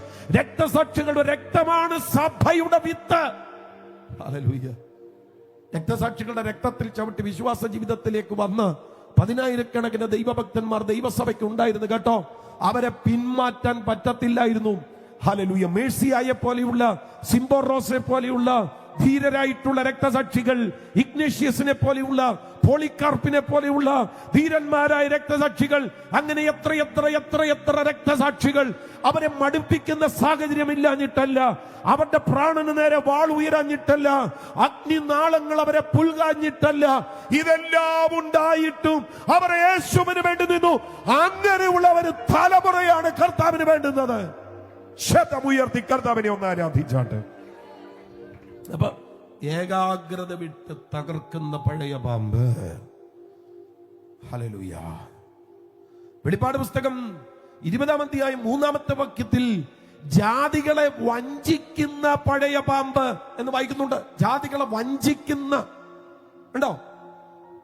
വഞ്ചിക്കുന്ന പ്ലാനോസ് ആണത്. പ്ലാനോസ്, വഞ്ചിക്കുന്ന, ചതിക്കുന്ന ഈ വ്യാപാര ശക്തി. ഹല്ലേലൂയ. ഈ വഞ്ചനയ്ക്ക് ഞാൻ പറഞ്ഞതുപോലെ ഇതുപോലെയുള്ള ചലച്ചിത്രങ്ങളോ വീഡിയോസോ അങ്ങനെയൊന്നുമല്ല, അത് മാത്രമൊന്നുമല്ല. ഇതിന് പിശാച് അവലംബിക്കുന്ന പല രീതികളുണ്ട്. അത് തിമത്തിയോസിന്റെ ലേഖനത്തിൽ പൗലോസ് പറയുന്നുണ്ട്. തെസ്സലോനിക്ക ലേഖനത്തിൽ പറയുന്നുണ്ട്. 2 തെസ്സലോനിക്ക ലേഖനം 2-9 വാക്യം. വ്യാജമായ സകല ശക്തിയോടും അടയാളങ്ങളോടും അത്ഭുതങ്ങളോടും അനീതിയുടെ സകല വഞ്ചനയോടും. നിങ്ങൾ അതിനെ മുഴുവൻ ഒന്ന് കണക്ട് ചെയ്തോണം. 4 കാര്യങ്ങളാണ് പറയുന്നത്. വ്യാജമായ സകല ശക്തി, വ്യാജമായ അടയാളം, വ്യാജമായ അത്ഭുതങ്ങൾ, വ്യാജവഞ്ചന. എല്ലാ അത്ഭുതങ്ങളും അത്ഭുതങ്ങളല്ല, പലതിന്റെയും പിന്നിൽ വ്യാജ വ്യാപാരമാണ്. എല്ലാ ശക്തികളും ശക്തിയല്ല, പലതിന്റെയും പിന്നിൽ വ്യാജ ശക്തിയാണ്. തെറ്റിച്ചു കളയുന്ന ആമേൻ ഇവയുടെ വ്യാപാരം. അതുകൊണ്ട് ഞാൻ പറയാം, ജീവിതമില്ലാത്ത പ്രവചനത്തിലും ജീവിതമില്ലാത്ത അത്ഭുതങ്ങളിലുമൊന്നും പോകരുത്. അതിന്റെ പിന്നിൽ വ്യാജ വ്യാപാരമാണ്. ഒരാമേൻ പറഞ്ഞാട്ടെ. ശമരിയിൽ ഭയങ്കര റിവൈവൽ നടക്കുക. പത്രോസും യോഹന്നാനും കൈവച്ചവർ മുഴുവൻ അന്യഭാഷ പറഞ്ഞു. പക്ഷേ 2 പേരും കൈവച്ചിട്ട് അന്യഭാഷ പറയാത്ത ഒരുത്തനുണ്ടായിരുന്നു. അവന്റെ പേരാ ശീമോൻ. ഈ പുള്ളി ചെക്ക് ലീഫുമായിട്ട് അപ്പോസ്തലന്മാർ താമസിക്കുന്ന ഹോട്ടൽ റൂമിൽ ചെന്നിട്ട് പറഞ്ഞു, ഇഷ്ടം പോലെ എഴുതിയെടുത്തോ, പക്ഷെ എനിക്കിത് ഇച്ചിരി വേണം. അപ്പോസ്തലൻ അവരെ സ്കാൻ ചെയ്തിട്ട് പറഞ്ഞു, നീ കൈപ്പുള്ള പകയിലും അനീതിയുടെ വഞ്ചനയിലും ഇരിക്കുന്നത് കൊണ്ട് നിനക്ക് ഈ കാര്യത്തിൽ പങ്കുമില്ല, ഓഹരിയില്ല. പരിശുദ്ധാത്മാവ് അങ്ങനെ കൈപ്പുള്ള പകയിലും അനീതിയുടെ വഞ്ചനയിലും ഇരിക്കുന്ന ഒരുത്തനും അവിടുത്തെ നിറവുകൾ കൈമാറ്റം ചെയ്യത്തില്ല. എന്നോടൊപ്പം ഉണ്ടെങ്കിൽ ഒരാമയം പറ. ശബ്ദം ഉയർത്തി ഒരിക്കൽ കൂടെ. കൈപ്പുള്ള പകയിലും അനീതിയുടെ വഞ്ചനയിലും ഇരിക്കുന്ന ഒരുത്തനും കർത്താവിന്റെ ആത്മാവിനെ പകരാൻ പറ്റില്ല. ഇനി ഇങ്ങനെയുള്ള ഏതെങ്കിലും പുള്ളികൾ അന്യഭാഷ പറയുന്നുണ്ടെങ്കിൽ അതൊന്നും അന്യഭാഷയല്ല, അന്യായ ഭാഷയാ. നിങ്ങൾ ഈ കഴിഞ്ഞ ദിവസം കണ്ടില്ലേ, ഷിബു എസ് നായർ എന്ന് പറയുന്ന കൊടും ക്രിമിനൽ പോലീസ് സ്റ്റേഷന്റെ ജയിലിലെ ഭിത്തിയിൽ ചാരിയിരുന്നു കൊണ്ട് കയ്യിൽ വിലങ്ങണിഞ്ഞുകൊണ്ട് അന്യഭാഷ പറയുന്നു. നമ്മുടെ കൂട്ടത്തിലെ ഏതോ ഒരു മഹാൻ അന്യഭാഷയുടെ അർത്ഥം വരെ AI വെച്ച് കണ്ടുപിടിച്ച് പുള്ളി പോസ്റ്റ് ചെയ്തു. പുള്ളി പറഞ്ഞ ഒറിജിനലാണെന്നാ പുള്ളി പറയുന്നത്. സംഗതി ശരിയായിരിക്കും. ഏതോ ഒരു ഇരുത്തം വന്ന ദൈവദാസനെ കൃത്യമായിട്ട് ഫോളോ ചെയ്ത് അയാളുടെ അന്യഭാഷ ആ സിറ്റീസ് ഈ പുള്ളി വെച്ച് കാച്ചിയതാ. പക്ഷെ നമുക്ക് ഈ അന്യഭാഷയൊക്കെ ഒന്ന് കേട്ടാൽ മതിയല്ലോ. നമ്മൾ ഇയാൾക്ക് ജീവിതമുണ്ടോ, ഇയാളുടെ ബാക്ക്ഗ്രൗണ്ട് ഏതാ, ഇയാൾ എവിടുന്നാ വരുന്നത്, ഇതൊന്നും നമുക്ക് വിഷയമല്ല. എവിടെ വിടുതലുണ്ടോ അവിടെ പോകും. അങ്ങനെയാ നമ്മുടെ രീതി. അന്യഭാഷകളെല്ലാം അന്യഭാഷകളല്ല, പലതിന്റെയും പിന്നിൽ വ്യാജ വ്യാപാരമാണ്, വഞ്ചനയാണ്. സ്തോത്രം സ്തോത്രം സ്തോത്രം സ്തോത്രം സ്തോത്രം. അത് ഈ 1 തിമോഥെയോസ് ലേഖനം 4:1 പറയുന്നുണ്ട്. അത് ഞാൻ എല്ലാം പറയുന്നില്ല, അത് ഒരു ഇംഗ്ലീഷ് പരിഭാഷയിൽ എഴുതിയിരിക്കുന്നത് devoting themselves to spirit of deception and following demon inspired revelation and theories. കേട്ടോ, ദൈവവചനത്തിലൊന്നുമല്ല, പരിശുദ്ധാത്മാവിലൊന്നുമല്ല, ഡീമൺ ഇൻസ്പയർഡ് റെവലേഷൻ. ഞാൻ പറയാം, ഏത് വെളിപ്പാട് കേട്ടാലും ബൈബിളികമായിരിക്കണം. ടെർമിനോളജികൾ പുസ്തകത്തിന് അനുസാരമായിരിക്കണം. അതിനപ്പുറത്ത് വന്നാൽ സംഗതി ഡീമൺ ഇൻസ്പയർഡ് റവലേഷൻ ആണ്. അതിന്റെ പിന്നിലെ വ്യാപാര ശക്തി ഇതാണ്. എന്നോട് പൊട്ടക്കല്ല രാമയം പറ. ഞാൻ പറഞ്ഞത് പഴയ പാമ്പ് ഭയങ്കര സജീവമാണ്. ഞാനത് ഒത്തിരി വിശദീകരിക്കേണ്ടതാ. ആമേൻ. ഈ നമ്മള് വായിക്കുന്നുണ്ട്, കഴിയുമെങ്കിൽ വ്രതന്മാരെയും തെറ്റിച്ച് കളയേണ്ടതിന്. അങ്ങനെ കഴിയുമെങ്കിൽ വ്രതന്മാരെയും തെറ്റിച്ച് കളയേണ്ടതിന്. ഹല്ലേലൂയ. നിങ്ങൾ ഈ വെളിപ്പാട് പുസ്തകത്തിൽ ഇസബേൽ എന്ന സ്ത്രീയെ കുറിച്ച് വായിക്കുന്നുണ്ടല്ലോ. വിഗ്രഹാർപ്പിതം തിന്നാനും ദുർനടപ്പാചരിപ്പാനും എന്റെ ദാസന്മാരെ ഉപദേശിക്കുന്ന ഈസബേൽ എന്ന സ്ത്രീ, അതൊരു വ്യാപാരമാണ്. സ്ത്രീ എന്ന് പറയുമ്പോ അതൊരു സ്ത്രീ എന്ന് നിങ്ങൾ കാണരുത്, അതൊരു വ്യാപാര ശക്തിയാ. ദുർനടപ്പാചരിച്ചോളൻ കുഴപ്പമില്ലെന്ന്, വിഗ്രഹാർപ്പിതം തിന്നോളൻ കുഴപ്പമില്ലെന്ന് സ്വാധീനിക്കുന്ന ഒരു വ്യാപാര ശക്തി ഇന്ന് രാത്രി സകല പാപത്തിന്റെയും പിന്നിൽ, സകല അനീതിയുടെയും പിന്നിൽ, സകല കൊള്ളരുതായ്മയുടെയും പിന്നിൽ, സകല അകൃത്യത്തിന്റെയും പിന്നിൽ, സകല ദൈവവചന വിരുദ്ധമായ യാത്രകളുടെയും പിന്നിൽ ഈ വ്യാപാരമാണെന്ന് തിരിച്ചറിയാൻ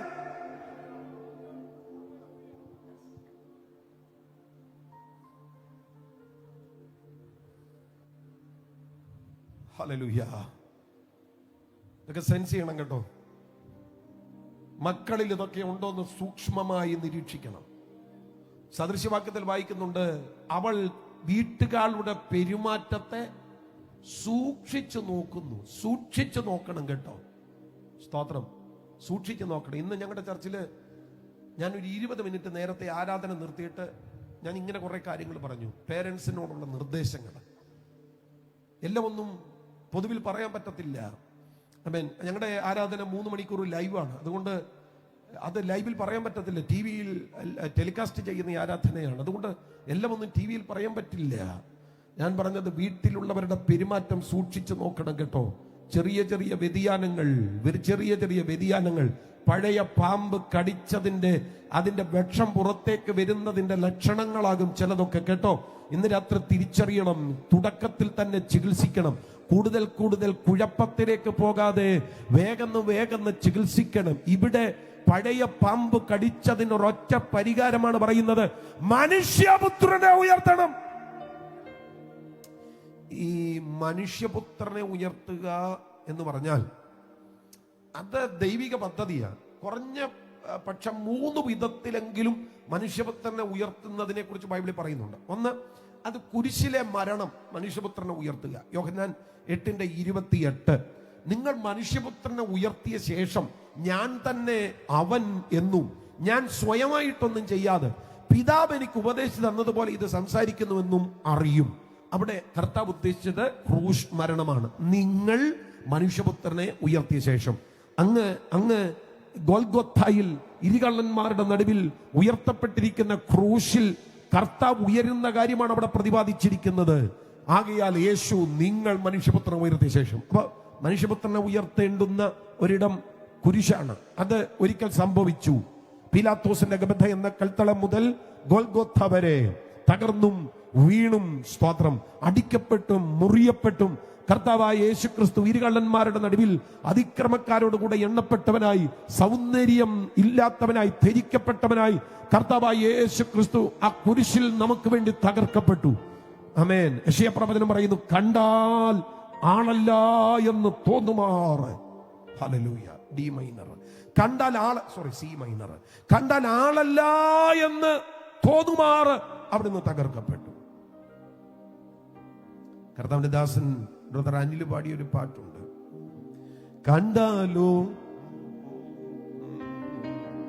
കണ്ടാലോ ആളറിയുകില്ല, ഉഴവുച്ചാൽ പോൽ മുറിഞ്ഞിടുന്നു, കണ്ടാലോ മുഖശോഭയില്ല, ചോരയാൽ നിറഞ്ഞൊഴുകിയിടുന്നു. ആളല്ലേ? അതെ, കണ്ടറിയില്ല. കോലഞ്ചേരിയിൽ ഇറച്ചിക്കടയിൽ ചെന്ന് ഇറച്ചി വാങ്ങാൻ നിൽക്കുമ്പോ ഇറച്ചിക്കുറങ്ങ് കെട്ടിത്തൂക്കിയിട്ടിരിക്കുന്നത് പോലെ ആളാണ്, പക്ഷെ ആളല്ല എന്ന് തോന്നുന്നത് പോലെ ആബാധ ചൂടം തകർക്കപ്പെട്ട് കിടക്കുകയാണ്. അതായി പറയുന്നത്. കണ്ടാൽ ആളറിയത്തില്ല, ഉഴവുചാൽ പോലെ തകർന്നിരിക്കുന്നു. ആ ക്രൂശ് മരണം യോഹന്നാൻ 8 പറയുന്നു, മനുഷ്യപുത്രനെ ഉയർത്തിയതാണ്. മനുഷ്യപുത്രനെ ഉയർത്തിയതാണ്. ഈ മനുഷ്യപുത്രനെ ഉയർത്തിയ രണ്ടാമത്തെ ഉയർപ്പ് മരണത്തിന്റെ അപ്പുറത്ത് സ്വർഗത്തിൽ സകലത്തിനും മീതെ ഉയർത്തിയത്. എഫേസ്യ ലേഖനം 1:20-21 അത് വായിക്കുന്നുണ്ട്. അങ്ങനെ അവൻ ക്രിസ്തുവിലും വ്യാപരിച്ചു, അവനെ മരിച്ചവരുടെ ഇടയിൽ നിന്ന് ഉയർപ്പിച്ചു. സ്വർഗത്തിൽ തന്റെ വലത്തുഭാഗത്ത് എല്ലാ വാഴ്ചയ്ക്കും അധികാരത്തിനും ശക്തിക്കും കർത്തൃത്വത്തിനും ഈ ലോകത്തിൽ മാത്രമല്ല വരുമാനമുള്ളതിലും വിളിക്കപ്പെടുന്ന സർവത്തിനും മീതെ അവനെ ഇരുത്തുകയും, എല്ലാറ്റിനും മീതെ യേശു.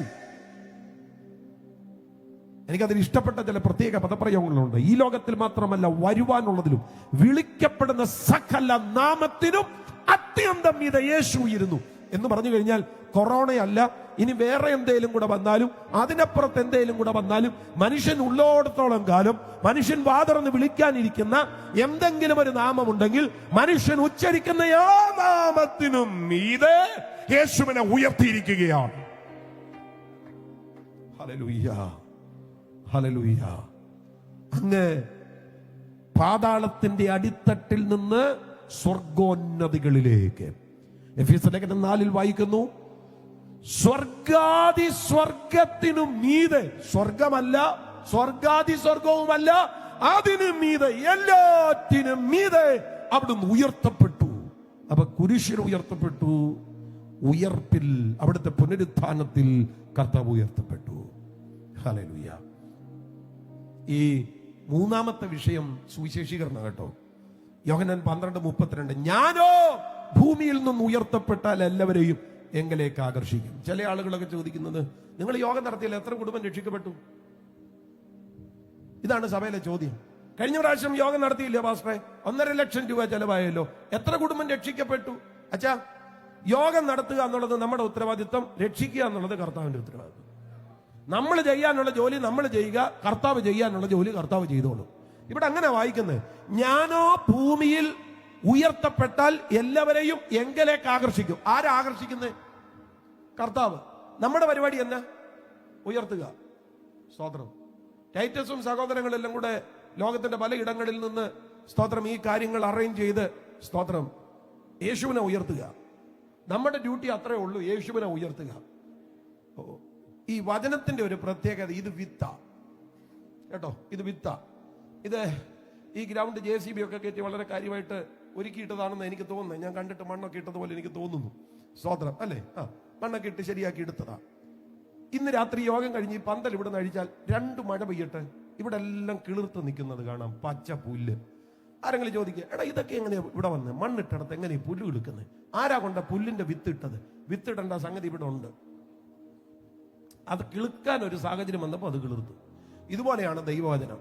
നമ്മൾ വിതച്ചാൽ മതി, ഒരിക്കൽ ഇത് കിളിർക്കും. ആ വെളിപ്പാടുള്ളവർ കരം ഉയർത്തിപ്പിടിച്ച് കർത്താവിനെ ഒന്ന് ആരാധിച്ചാട്ടെ. വിതച്ചാൽ മതി എന്ന് ഒരിക്കൽ ഇത് കിളിർക്കും. ചിലപ്പോൾ 10 വർഷം കഴിഞ്ഞിട്ടായിരിക്കും. പണ്ട് കാലഘട്ടങ്ങളിലൊക്കെ ട്രാക്ട് കൊടുത്ത് സ്തോത്രം വീടുകളൊക്കെ കയറി ഇടത്തു നിന്നൊക്കെ എത്രയോ വീടുകളിൽ നിന്ന് ദൈവം ആത്മാക്കളെ രക്ഷിച്ചേക്കുന്നു. നിങ്ങൾ മിണ്ടുന്നില്ല. സ്തോത്രം. ചില വീട്ടിൽ നിന്നൊക്കെ ഇറക്കി വിട്ടിട്ട് വലിയ പ്രശ്നം ഉണ്ടാക്കി ഇറക്കി വിട്ടിട്ട് 20 വർഷം കഴിയുമ്പോൾ അറിയുക ആ വീട്ടിൽ നിന്ന് ചിലർ രക്ഷിക്കപ്പെട്ടെന്ന്. അന്ന് വിതച്ച വിത്ത. അയ്യോ, വിതച്ചിട്ടാ മതി, ഇത് കിളിർത്തോളും. ഞാൻ പറയാം, നമ്മൾ ഇതിന്റെ റിസൾട്ടിനെ അന്വേഷിക്കേണ്ട. റിസൾട്ട് കർത്താവിന്റെ കയ്യിൽ ഇരിക്കുക. വിതച്ചാ മതി, വിതച്ചാ മതി. ജീവനുള്ള കാലത്തോളം സ്തോത്രം ഇത് ചെയ്യണം. നിങ്ങൾ എന്നോടൊപ്പം ഉണ്ടെങ്കിൽ കർത്താവിനെ ഒരുമിച്ചൊന്ന് സ്തുതിച്ചാട്ടെ. ഞാനിത് പറയുമ്പോൾ എന്റെ മനസ്സിൽ പെട്ടെന്നൊരു പഴയ പാട്ട് വന്നേ.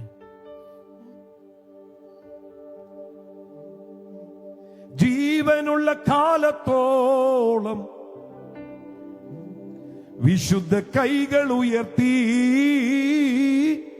സിംഹാസനത്തിൽ വസിക്കുന്ന കുഞ്ഞാടിനെ സ്തുതിക്കും ഞാൻ.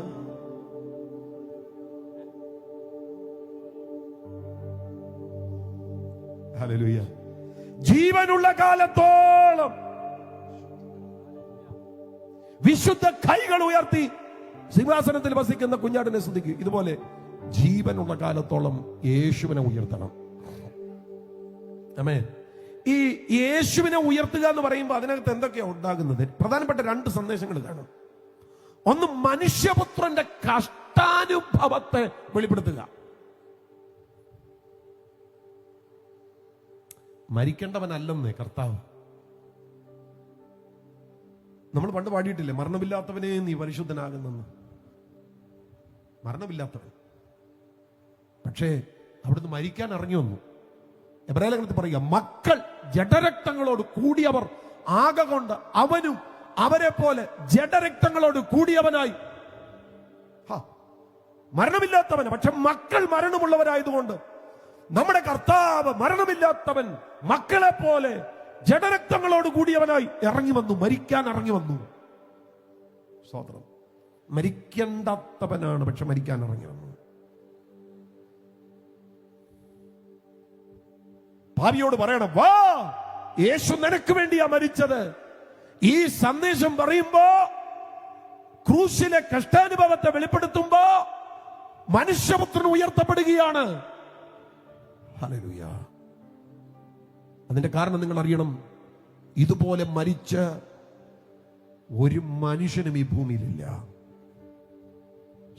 സാമൂഹിക പരിഷ്കർത്താക്കൾ ഒക്കെ ഒത്തിരി ഉണ്ടായിട്ടുണ്ട്, പക്ഷേ ഇങ്ങനെ പാപികൾക്ക് വേണ്ടി മരിച്ചവൻ വേറെ ആരുമില്ല.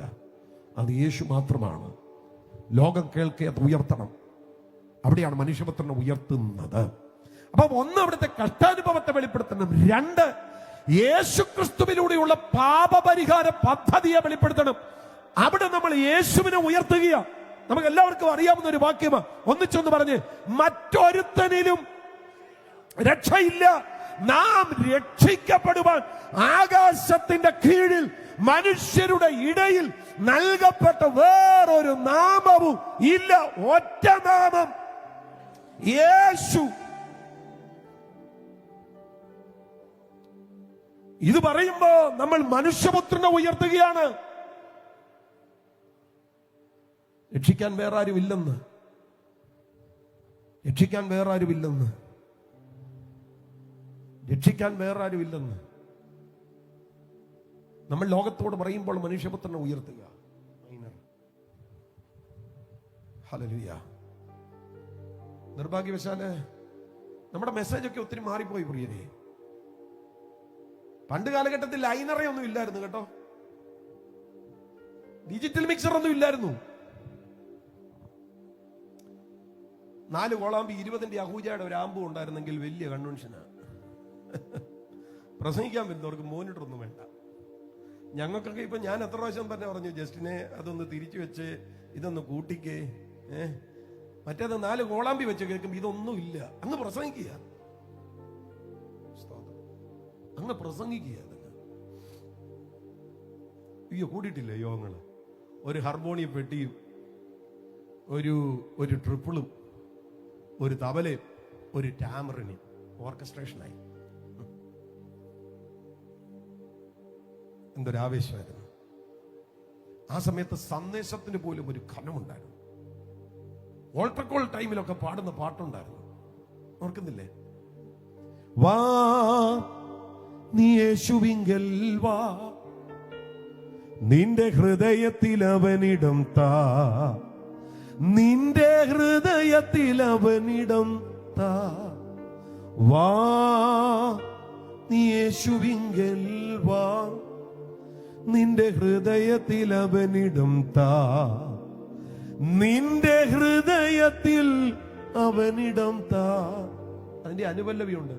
വരുമ്പോൾ നീ എന്തു കൊണ്ടുവന്നു, ഇനി പോകുമ്പോൾ നീ എന്തു കൊണ്ടുപോകും, എങ്ങനെ നീ ലോകത്തിൽ വന്നു, ഇനി എങ്ങനെ നീ ലോകം വിട്ടു പോകും. വാ നീ യേശുവിങ്കൽ വാ, നിന്റെ ഹൃദയത്തിൽ അവനിടം താ, നിന്റെ ഹൃദയത്തിൽ അവനിടം താ. ഉള്ളത് പറഞ്ഞാൽ ഈ പാട്ടൊന്നും ഇന്നിന്റെ ജനറേഷൻ അറിയില്ല. ഞാൻ പറഞ്ഞത് ഈ സിസ്റ്റം മാറി, മെസ്സേജും മാറി. ഇപ്പൊ നമുക്ക് പ്രസംഗിക്കണമെങ്കിൽ ലൈനറൊക്കെ വേണം, ഡിജിറ്റൽ മിക്സറൊക്കെ വേണം. നമ്മൾ ചോദിക്കും, ആരാ സൗണ്ട്? അത് കുഴപ്പമില്ല. ചിലയിടത്ത് എന്ന് ഹലോ എന്ന് വെച്ചാൽ അളിയാന്നാ കേൾക്കുന്നേ. അപ്പൊ എന്തോ ചെയ്യാനാണ്, പ്രസംഗിക്കണ്ടായ. അപ്പൊ ചോദിച്ചു പോകും, ആരാണ് സൗണ്ട്? ഹല്ലേലൂയ. ഞാൻ പറഞ്ഞ സിസ്റ്റം മാറി, പ്രസംഗം മാറി.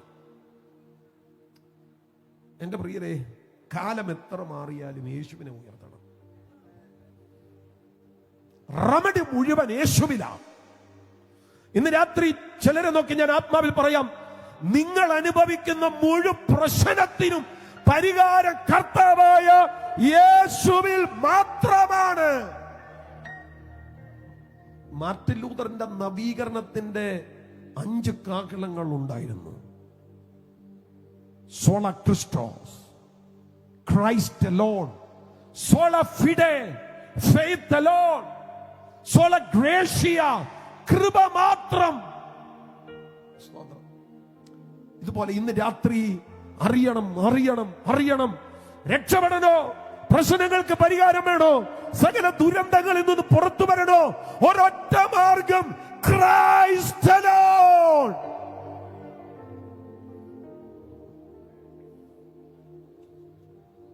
Power of God, power of God, ക്രിസ്തു മാത്രം. എന്റെ പ്രിയപ്പെട്ടവരെ, യേശു ക്രിസ്തുവിനെ പ്രസംഗിക്കുന്നതിൽ ഒരു നാണക്കേടിന്റെ ആവശ്യമില്ല. എബ്രായ ലേഖനം 7-ാം അധ്യായം നമ്മൾ വായിക്കുമ്പോ യേശുവിനെ കുറിച്ച് പറയുന്ന കുറെ വാക്കുകളുണ്ട്. പവിത്രൻ, നിർദോഷൻ, നിർമ്മലൻ, പാപികളോട് വേർപെട്ടവൻ. പവിത്രൻ സമം ഹോളി, നിർദോഷൻ സമം ഇന്നസെന്റ്, നിർമ്മലൻ സമം ഫോൾട്ട്ലെസ്, പാപികളോട് വേർപെട്ടവൻ സമം നോട്ട് ഇൻഫ്ലുവൻസ്ഡ് ബൈ സിനേഴ്സ്. തന്റെ ഇടത്തോടെ ഉയർത്താം കേട്ടോ, തന്റെ ഇടത്തോടെ ഉയർത്താം, എവിടെയും ഉയർത്താം.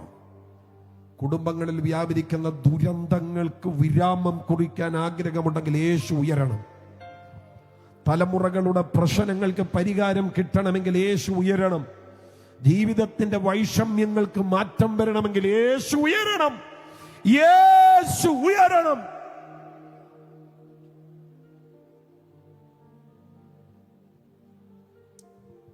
രാധാമന ഹതന സകതനെ ശാന്തൽ ജന സകതന. യേശു ഉയരണം, യേശു ഉയരണം, യേശു ഉയരണം. വീണ്ടും ഞാൻ ആവർത്തിച്ചു പറയാം, യേശു ഉയരണം. സഹോദരങ്ങളെ, വീടിനകത്ത് യേശു ഉയരണം കേട്ടോ. നിങ്ങൾ പറയാം ഞങ്ങളുടെ ചർച്ച ശരിയല്ലെന്ന്. ചർച്ച എന്തിനാ? ചർച്ച എന്തിനാ നോക്കുന്നേ? ഒരാഴ്ചയിൽ 168 മണിക്കൂറുണ്ട് കേട്ടോ, 168 മണിക്കൂർ. അതിൽ ചർച്ചിന് 3 മണിക്കൂറേ ഉള്ളൂ. ബാക്കി 164 മണിക്കൂർ നിങ്ങളുടെ കുഞ്ഞുങ്ങൾ നിങ്ങളുടെ കയ്യിലാണ്. അപ്പോ ഈ കുഞ്ഞുങ്ങളുടെ മുൻപിൽ യേശുവിനെ ഉയർത്തിക്കാട്ടേണ്ടത് ആരാണ്? ആരാണ്? നിങ്ങൾക്ക് ഉത്തരവാദിത്വമുണ്ട്. 22-ാമത്തെ വയസ്സിലും 25-ാമത്തെ വയസ്സിലും ചെറുക്കൻ കഞ്ചാവ് അടിക്കുമ്പോ വെപ്രാളപ്പെട്ടാ പോരാ. ചെറിയ പ്രായത്തിൽ അവന് യേശുവിനെ പറഞ്ഞു കൊടുക്കണം. ദൈവത്തിന്റെ മനുഷ്യാന്വേഷണവും മനുഷ്യന്റെ ദൈവാന്വേഷണവും യേശുവാ. പറഞ്ഞു കൊടുക്കണം കേട്ടോ. ദൈവത്തിന്റെ മനുഷ്യാന്വേഷണം എന്ന് പറഞ്ഞാൽ നമ്മൾ ആകേണ്ടത് യേശുവിനെ പോലെയാ. തന്റെ പുത്രന്റെ സ്വരൂപത്തോട് അനുരൂപരാകുവാൻ നമ്മെ മുൻനിയമിച്ചെന്ന് നമ്മൾ യേശുവിനെ പോലെ ആകണം. അവനിൽ ഈ പ്രത്യാശയുള്ളവനെല്ലാം അവൻ നിർമ്മലനായിരിക്കുന്നത് പോലെ നിർമ്മലീകരിക്കണം. നമ്മൾ യേശുവിനെ പോലെ ആകണം. 1 യോഹന്നാൻ 3:3 ഞാൻ പറഞ്ഞത്. നമ്മൾ യേശുവിനെ പോലെ ആകണം. ഇപ്പം ദൈവത്തിന്റെ മനുഷ്യാന്വേഷണം ആരാണ്? യേശു. മനുഷ്യന്റെ ദൈവാന്വേഷണം ആരാണ്? യേശു. ദൈവത്തെ കാണണോ? യേശുവിനെ നോക്ക്. അതാ പൗളൊക്കെ പറഞ്ഞത്. അവനിലല്ലോ ദൈവത്തിന്റെ സർവ്വസമ്പൂർണ്ണതയും ദേഹരൂപമായി വസിക്കുന്നത്. ഇതാ യോഹന്നാൻ പറഞ്ഞത്, എന്നെ കണ്ടവൻ പിതാവിനെ കണ്ടിരിക്കുന്നു. ഹല്ലേലൂയ. യേശുവിനെ ഉയർത്തണം. വീടിനകത്തൊക്കെ യേശുവിനെ ഉയർത്തണം. ഞാൻ വീണ്ടും പറയാം, മക്കളുടെ മുൻപിൽ യേശുവിനെ ഉയർത്തണം. അഭിനയത്തിന്റെ സ്പിരിച്വാലിറ്റി താഴെ വെക്കണം. ഞങ്ങളൊക്കെ ഈ യൂത്ത് ക്യാമ്പിലൊക്കെ വളരെ സജീവമായി ഇടപെടുന്നവരാ. ഞങ്ങളോടൊക്കെ ഒത്തിരി കുട്ടികൾ പറയാറുണ്ട്, പാസ്റ്ററെ ചർച്ചിൽ കാണുന്നതല്ല വീട്ടിൽ, ഇതൊന്നും ഞങ്ങൾക്ക് അഡ്ജസ്റ്റ് ചെയ്യാൻ മേല. നിങ്ങളുടെ പൊളിറ്റിക്സ് ഒന്നും പിള്ളേർക്ക് കാണണ്ട കേട്ടോ. കാര്യം നിങ്ങളുടെ മക്കളൊക്കെ ആയിരിക്കും. പക്ഷേ നിങ്ങൾ ഈ ചർച്ചിനകത്ത് നടത്തുന്ന നാടകങ്ങളൊന്നും പിള്ളേർക്ക് കാണണ്ട. നിങ്ങളിലൂടെ യേശു ഉയരണം. മക്കളെ കൃപയ്ക്കകത്ത് നിർത്തണോ? മക്കളെ കൃപയ്ക്കകത്ത് നിർത്തണോ? യേശുവിനെ വെളിപ്പെടുത്തണം വീടിന്റെ അകത്ത്. സ്തോത്രം. ഞാൻ ഈ കാലഘട്ടത്തെ വിവേചിച്ച് പ്രസംഗിക്കുക, ഈ തലമുറയെ കണ്ട് പ്രസംഗിക്കുകയാണ്. ഹല്ലേലൂയ. വിട്ടുപിരിയാൻ കഴിയാത്ത വിധത്തിൽ യേശുവിനെ ഉയർത്തണം. പൗലോസ് പറഞ്ഞു, ഒരു പ്രയോഗം കൂടെ പറഞ്ഞ് നിർത്താം, എന്നോട് പറഞ്ഞ സമയമാണ്. പൗലോസ് പറഞ്ഞ ഒരു പ്രയോഗം, ക്രൂശിക്കപ്പെട്ടവനായി ക്രിസ്തുവിനെ അല്ലാതെ മറ്റൊന്നും അറിയാത്തവനായി നിങ്ങളുടെ ഇടയിൽ ഇരിക്കണമെന്ന് ഞാൻ നിർണയിച്ചു. പൗലോസേ, ക്രൂശിക്കപ്പെട്ടവനെ ക്രിസ്തുവിനെ മാത്രമേ നിങ്ങൾക്ക് അറിയത്തുള്ളൂ. അല്ല, വിദ്യാഭ്യാസത്താൽ ഭ്രാന്ത് പിടിച്ചു എന്ന ഫെസ്തോസ് പൗലോസിനെ കുറിച്ച് പറഞ്ഞു. ഭയങ്കര വിദ്യാഭ്യാസമുള്ളവൻ. സ്കൂൾ ഓഫ് ഗമാലിയേലിലാണ് പഠിച്ചത്. തക്ഷശില പോലെ, നളന്ദ പോലെയുള്ള പ്രാചീന വിദ്യാപീഠം, അവിടെ പഠിച്ചവൻ. ഒത്തിരി അറിയാം, ഗ്രീക്ക് ഫിലോസഫി അറിയാം അദ്ദേഹത്തിന്, സ്തോത്രം, സാഹിത്യം അറിയാം അദ്ദേഹത്തിന്. പക്ഷെ തന്റെ ഫിലോസഫിയും തന്റെ സാഹിത്യവും തന്റെ ദൈവശാസ്ത്ര അറിവുകളുമെല്ലാം ക്രൂശിക്കപ്പെട്ടവന്റെ അടുക്കൽ വന്നപ്പോ ഒന്നും അല്ലാതായി മാറി. അതുകൊണ്ട് പറയും, എന്റെ ജ്ഞാനത്തെക്കാൾ, എന്റെ ഫിലോസഫിയേക്കാൾ, എന്റെ ദൈവശാസ്ത്ര ബോധ്യത്തെക്കാൾ ക്രൂശിക്കപ്പെട്ടവനായ ക്രിസ്തു. അയ്യോ, ആ തിരിച്ചറിവുണ്ടായപ്പോഴാണ് പൗലോസ് പറയുന്നത്, ക്രൂശിക്കപ്പെട്ടവനായ ക്രിസ്തുവിനെ അല്ലാതെ മറ്റൊന്നും അറിയാത്തവനായി എനിക്കിരിക്കണം. ഹല്ലേലൂയ. യവനന്മാർക്ക് ഭോഷത്വം, യഹൂദന്മാർക്ക് ഇടർച്ച. പൗൽ പറയുന്നു, പക്ഷെ ഞാൻ ക്രൂശിക്കപ്പെട്ടവനെ പ്രസംഗിക്കത്തുള്ളൂ. ഇടർച്ചയും ഭോഷത്വമെന്ന് പറയുന്നതൊന്നും ഞങ്ങൾക്ക് പ്രശ്നമല്ല, ഞങ്ങൾ യേശുവിനെ ഉയർത്തും. അതാണ് പൗൽ പറയുന്നത്. ഈ വെളിപ്പാടിലേക്കാണ് വരേണ്ടത്. മറ്റെന്തിനേക്കാളും ഉന്നതനാണ് യേശു എന്ന്.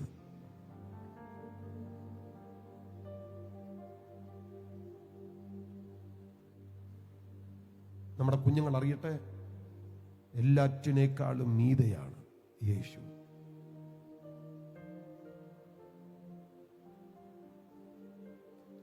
ഹല്ലേലൂയ.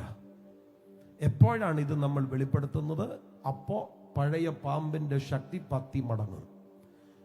പിശാചിന്റെ പ്രവർത്തികളെ അഴിപ്പാൻ അത്രേ മനുഷ്യപുത്രൻ പ്രത്യക്ഷനായത്. എവിടെയാണ് മനുഷ്യപുത്രൻ ഉയരുന്നത്, അവിടെ ഇതിന്റെ പ്രവർത്തികൾ തീരും. ഇന്ന് രാത്രി കുടുംബത്തിനകത്ത് നിങ്ങൾ അസ്വസ്ഥത അനുഭവിക്കുന്നു.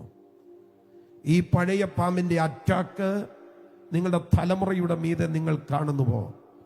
മനുഷ്യപുത്രൻ ഉയർന്നാൽ മതി, ഇത് കീഴടങ്ങും, ഇത് കീഴടങ്ങും. ഞാൻ വാക്കുകളെ അവസാനത്തെ കുത്തിട്ട് നിർത്താൻ പോവുകയാണ്. ഇന്ന് രാത്രി ആ യേശുവിന് വേണ്ടി മാത്രം ഞാൻ ജീവിക്കുമെന്ന് പറയുന്ന എത്ര പ്രിയപ്പെട്ടവരുണ്ട്? കണ്ണുകളെല്ലാം അടച്ചേ, കണ്ണുകളെല്ലാം അടച്ചേ, അതിരങ്ങളെല്ലാം തുറന്നേ. ഒരുമിച്ചൊന്ന് സ്തോത്രം ചെയ്താട്ടെ, ഒരുമിച്ചൊന്ന് സ്തോത്രം ചെയ്താട്ടെ. വാ നീ യേശുവിങ്കൽ വാ. ഓർക്കസ്ട്ര കയറി വന്നാട്ടെ. വാ നീ യേശുവിങ്കൽ വാ, നിന്റെ ഹൃദയത്തിൽ അവനിടം താ, നിന്റെ ഹൃദയത്തിൽ അവനിടം താ. ഒരുമിച്ചൊന്ന് പ്രാർത്ഥിച്ചേ. യേശു യേശു യേശു. ആ വാക്ക്, ആ വാക്ക് എല്ലാ അധരങ്ങളിലും ഒന്ന് പുറത്തു വരട്ടെ, എല്ലാ അധരങ്ങളിലും ഒന്ന് പുറത്തു വരട്ടെ, എല്ലാ അധരങ്ങളിലും ഒന്ന് പുറത്തു വരട്ടെ, എല്ലാ അധരങ്ങളും പുറത്തു വരട്ടെ.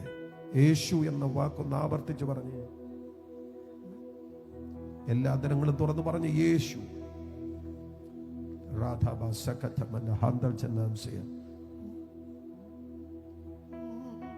യേശു മാത്രം,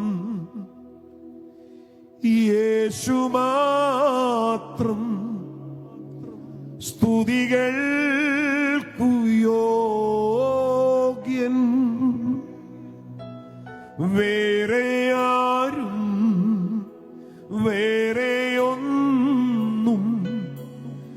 എന്റെ പ്രിയനെ പോൽ യോഗ്യമല്ലേ. പഠിക്കേ. യേശു മാത്രം,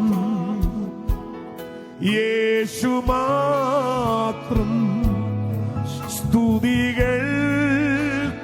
യോഗ്യൻ. ഒരുമിച്ച് എഴുന്നേറ്റ് നിന്നേ. വേറെ ആരും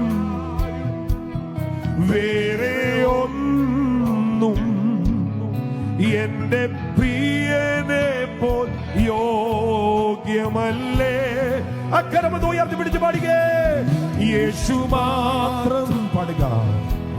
യേശു മാത്രം സ്തുതികൾക്കു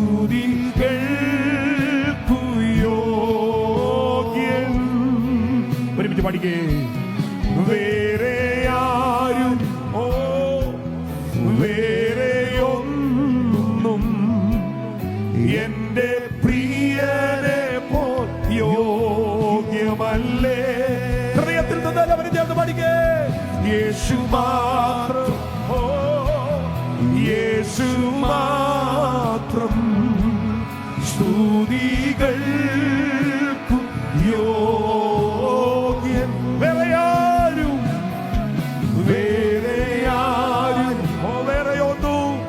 വേറെയൊന്നും എന്റെ പ്രിയനെ പോൽ യോഗ്യമല്ലേ.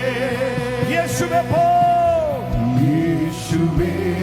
പോലെ ആരുമില്ല. എന്റെ പ്രിയനെ പോൽ, എന്റെ പ്രിയനെ പോലാരുമില്ല. ചേർന്ന് പാടിക്കുക.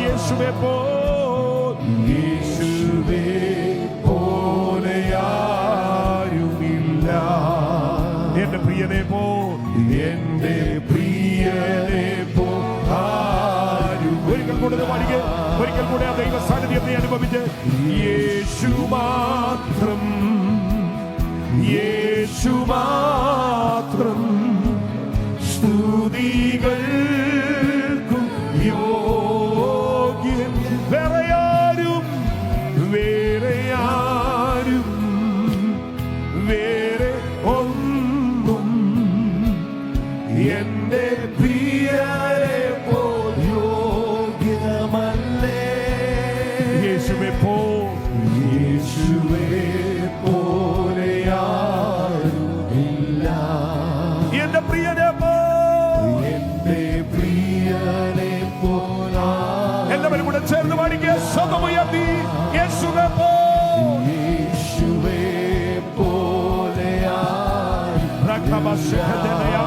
എന്റെ പ്രിയനെ, എന്റെ പ്രിയനെ പോലാരുമില്ല. ഓ ഹല്ലേലൂയ, ഹല്ലേലൂയ,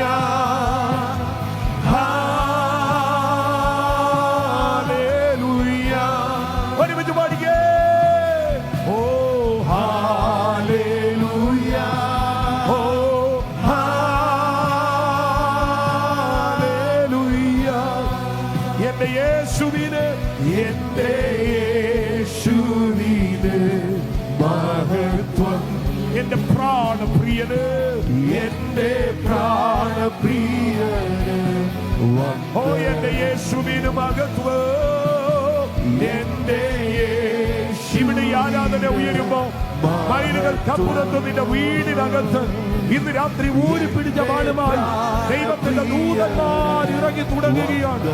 ഓ ഒരിക്കൽ കൂടെ എന്റെ യേശുവിന്, എന്റെ യേശുവിന്. ഓ എന്റെ പ്രാണപ്രിയന് വന്ദനം. എന്റെ പ്രാണപ്രിയ ദൈവ സാന്നിധ്യത്തെ അനുഭവിച്ച് ഒരുമിച്ച് ഒരിക്കൽ കൂടെ പാടിക്കേ. എന്റെ യേശുവിന്, എന്റെ യേശുവിന് മഹത്വം. എന്റെ പ്രാണപ്രിയ, എന്റെ പ്രാണപ്രിയന് വന്ദനം. ഹല്ലേലൂയ. ഒരിക്കൽ കൂടെ. ഓ ഹല്ലേലൂയ, ഓ ഹല്ലേലൂയ. ഒരിക്കൽ കൂടെ പാടിക്കേ. Hallelujah, hallelujah.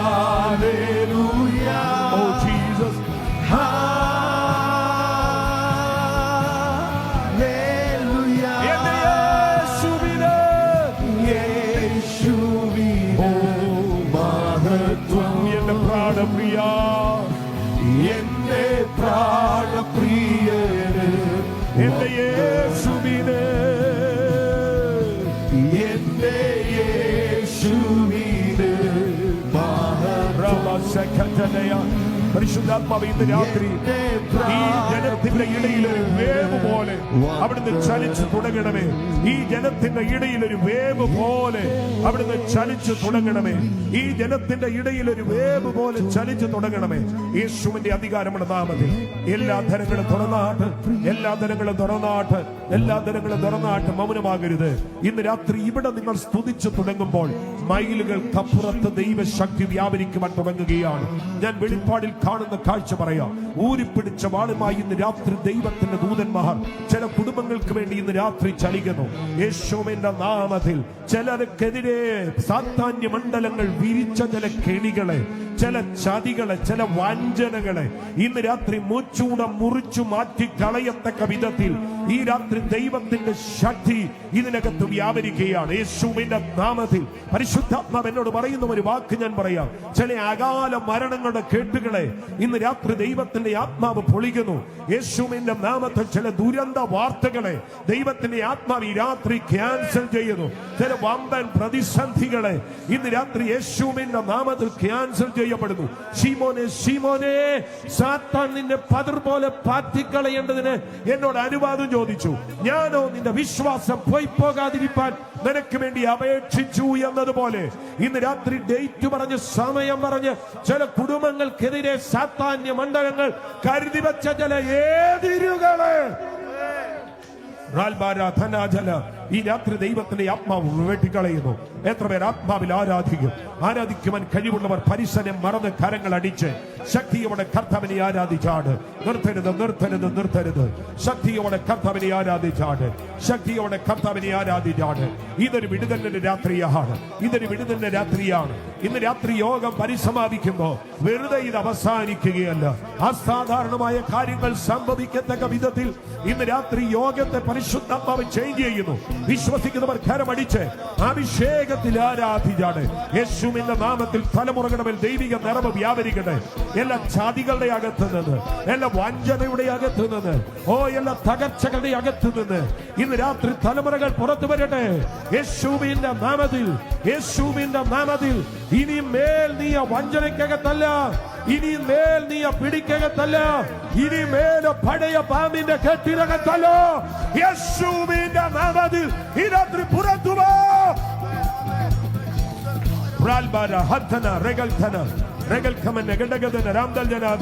ദൈവശക്തി വ്യാപരിക്കട്ടെ, ദൈവശക്തി വ്യാപരിക്കട്ടെ. എത്ര പേർ പരിസരം മറന്ന് കരമടിച്ച കർത്താവിനെ ആരാധിക്കും, കരമടിച്ച കർത്താവിനെ ആരാധിക്കും. യേശുവിന്റെ നാമത്തിൽ വിടുതലുകൾ ഇപ്പോൾ ചലിക്കട്ടെ.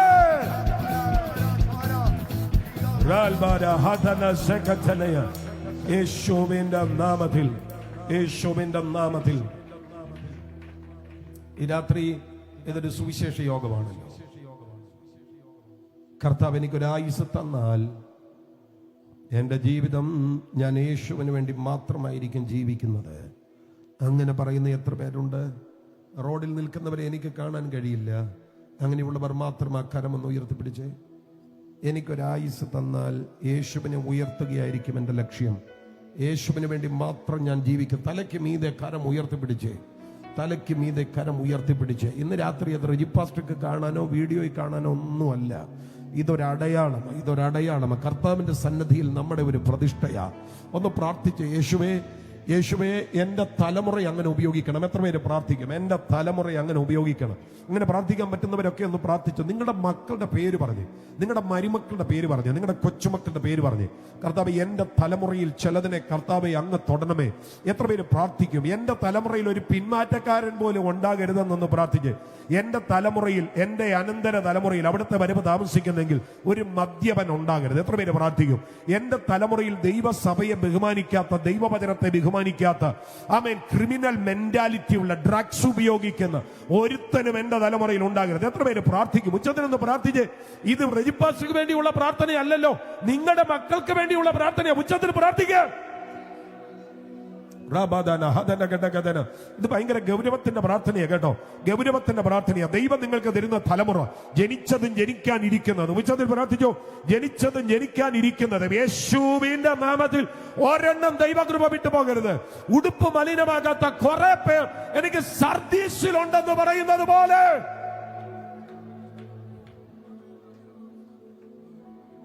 കർത്താവേ, ഞാൻ ഈ പ്രിയപ്പെട്ടവർക്ക് വേണ്ടി പ്രാർത്ഥിക്കുക.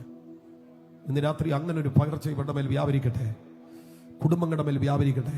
കർത്താവ് അത് ചെയ്യണമേ യേശുവിന്റെ നാമത്തിൽ. കരമം താഴ്ത്തിയിട്ടെ അടുത്തൊരു ചോദ്യം ചോദിക്കട്ടെ. അടുത്തൊരു ചോദ്യം. സ്തോത്രം. ഇപ്പൊ കർത്താവ് തന്നിട്ടുള്ള തലമുറയിൽ ആരോഗ്യമുള്ളതിനെ, ബുദ്ധിയുള്ളതിനെ കർത്താവെ അങ്ങ് ഉപയോഗിക്കുമെങ്കിൽ എനിക്ക് സന്തോഷമാണ് എന്ന് പറയുന്ന എത്ര പേരുണ്ട്? കരം ഉയർത്തിപ്പിടിച്ചേ ഒന്ന് പറഞ്ഞ്, എന്റെ കുഞ്ഞുങ്ങളെ ഉപയോഗിക്കണം. അവർ IPS ആകട്ടെ, IAS ആകട്ടെ. ഞങ്ങളുടെ ചർച്ചയിൽ IPS കാരുണ്ട് കേട്ടോ. അവർ IPS ആകട്ടെ, അവർ IAS ആകട്ടെ, ആരും ആകട്ടെ. ആമേൻ, ഹല്ലേലൂയ. അവർ ഡോക്ടർ ആകട്ടെ, അവർ എഞ്ചിനീയർ ആകട്ടെ, അവർ പ്രൊഫസർ ആകട്ടെ, ടീച്ചർ ആകട്ടെ, ആരുമാകട്ടെ. കരം ഉയർത്തി പറ, കർത്താവ് എവിടെ ചെന്നാലും, ഏത് രാജ്യത്ത് ചെന്നാലും, ഏത് ജോലി ചെയ്താലും, IT പ്രൊഫഷണൽ ആയാലും, മെഡിക്കൽ ഫീൽഡ്, ഏത് ഫീൽഡിൽ ചെന്നാലും എന്റെ തലമുറയെ സുവിശേഷാത്മാവ് കൊണ്ട് നിറച്ചു കൊള്ളണമേ. ഉച്ചത്തിലൊന്ന് പ്രാർത്ഥിച്ചോ. ഇന്ന് രാത്രി ഇത്രയും മാതാപിതാക്കൾ അങ്ങനെ ഒന്ന് പ്രാർത്ഥിച്ചാൽ എനിക്കറിയാം ഒരു വലിയ കൂട്ടത്തെ ദൈവം ആ വിധത്തിൽ നിറയ്ക്കും. ഈ പ്രാർത്ഥന ആത്മമണ്ഡലത്തെ ചലിപ്പിക്കുന്ന പ്രാർത്ഥനയാ. കർത്താവേ, ഇത്രയും അപ്പന്മാര്, അമ്മമാര് കരം ഉയർത്തിപ്പിടിച്ച് കർത്താവെ അവരുടെ തലമുറയെ ദൈവസന്നിധിയിൽ സമർപ്പിക്കുകയാണല്ലോ. ജോലി ചെയ്യുന്നവരുണ്ട്, നഴ്സസ് ഉണ്ട്, ഡോക്ടേഴ്സ് ഉണ്ട്, പോലീസ് ഉദ്യോഗസ്ഥരുണ്ട്, മിലിറ്ററിയിലുണ്ട്, IT പ്രൊഫഷണൽസ് ഉണ്ട്. കർത്താവെ, അങ്ങനെ ഏത് ഏരിയയിലുള്ളവരാണേലും ഞങ്ങൾക്ക് തന്ന തലമുറകൾ സുവിശേഷ വേലയുടെ ഭാഗമാകത്തക്ക വിധത്തിൽ അവരുടെ അകത്ത് സുവിശേഷാത്മാവ് കൈമാറ്റം ചെയ്യപ്പെടണം. കർത്താവെ, അങ്ങനെ അത് ചെയ്യുന്നതിന് നന്ദി. യേശുവിൻ നാമത്തിൽ തന്നെ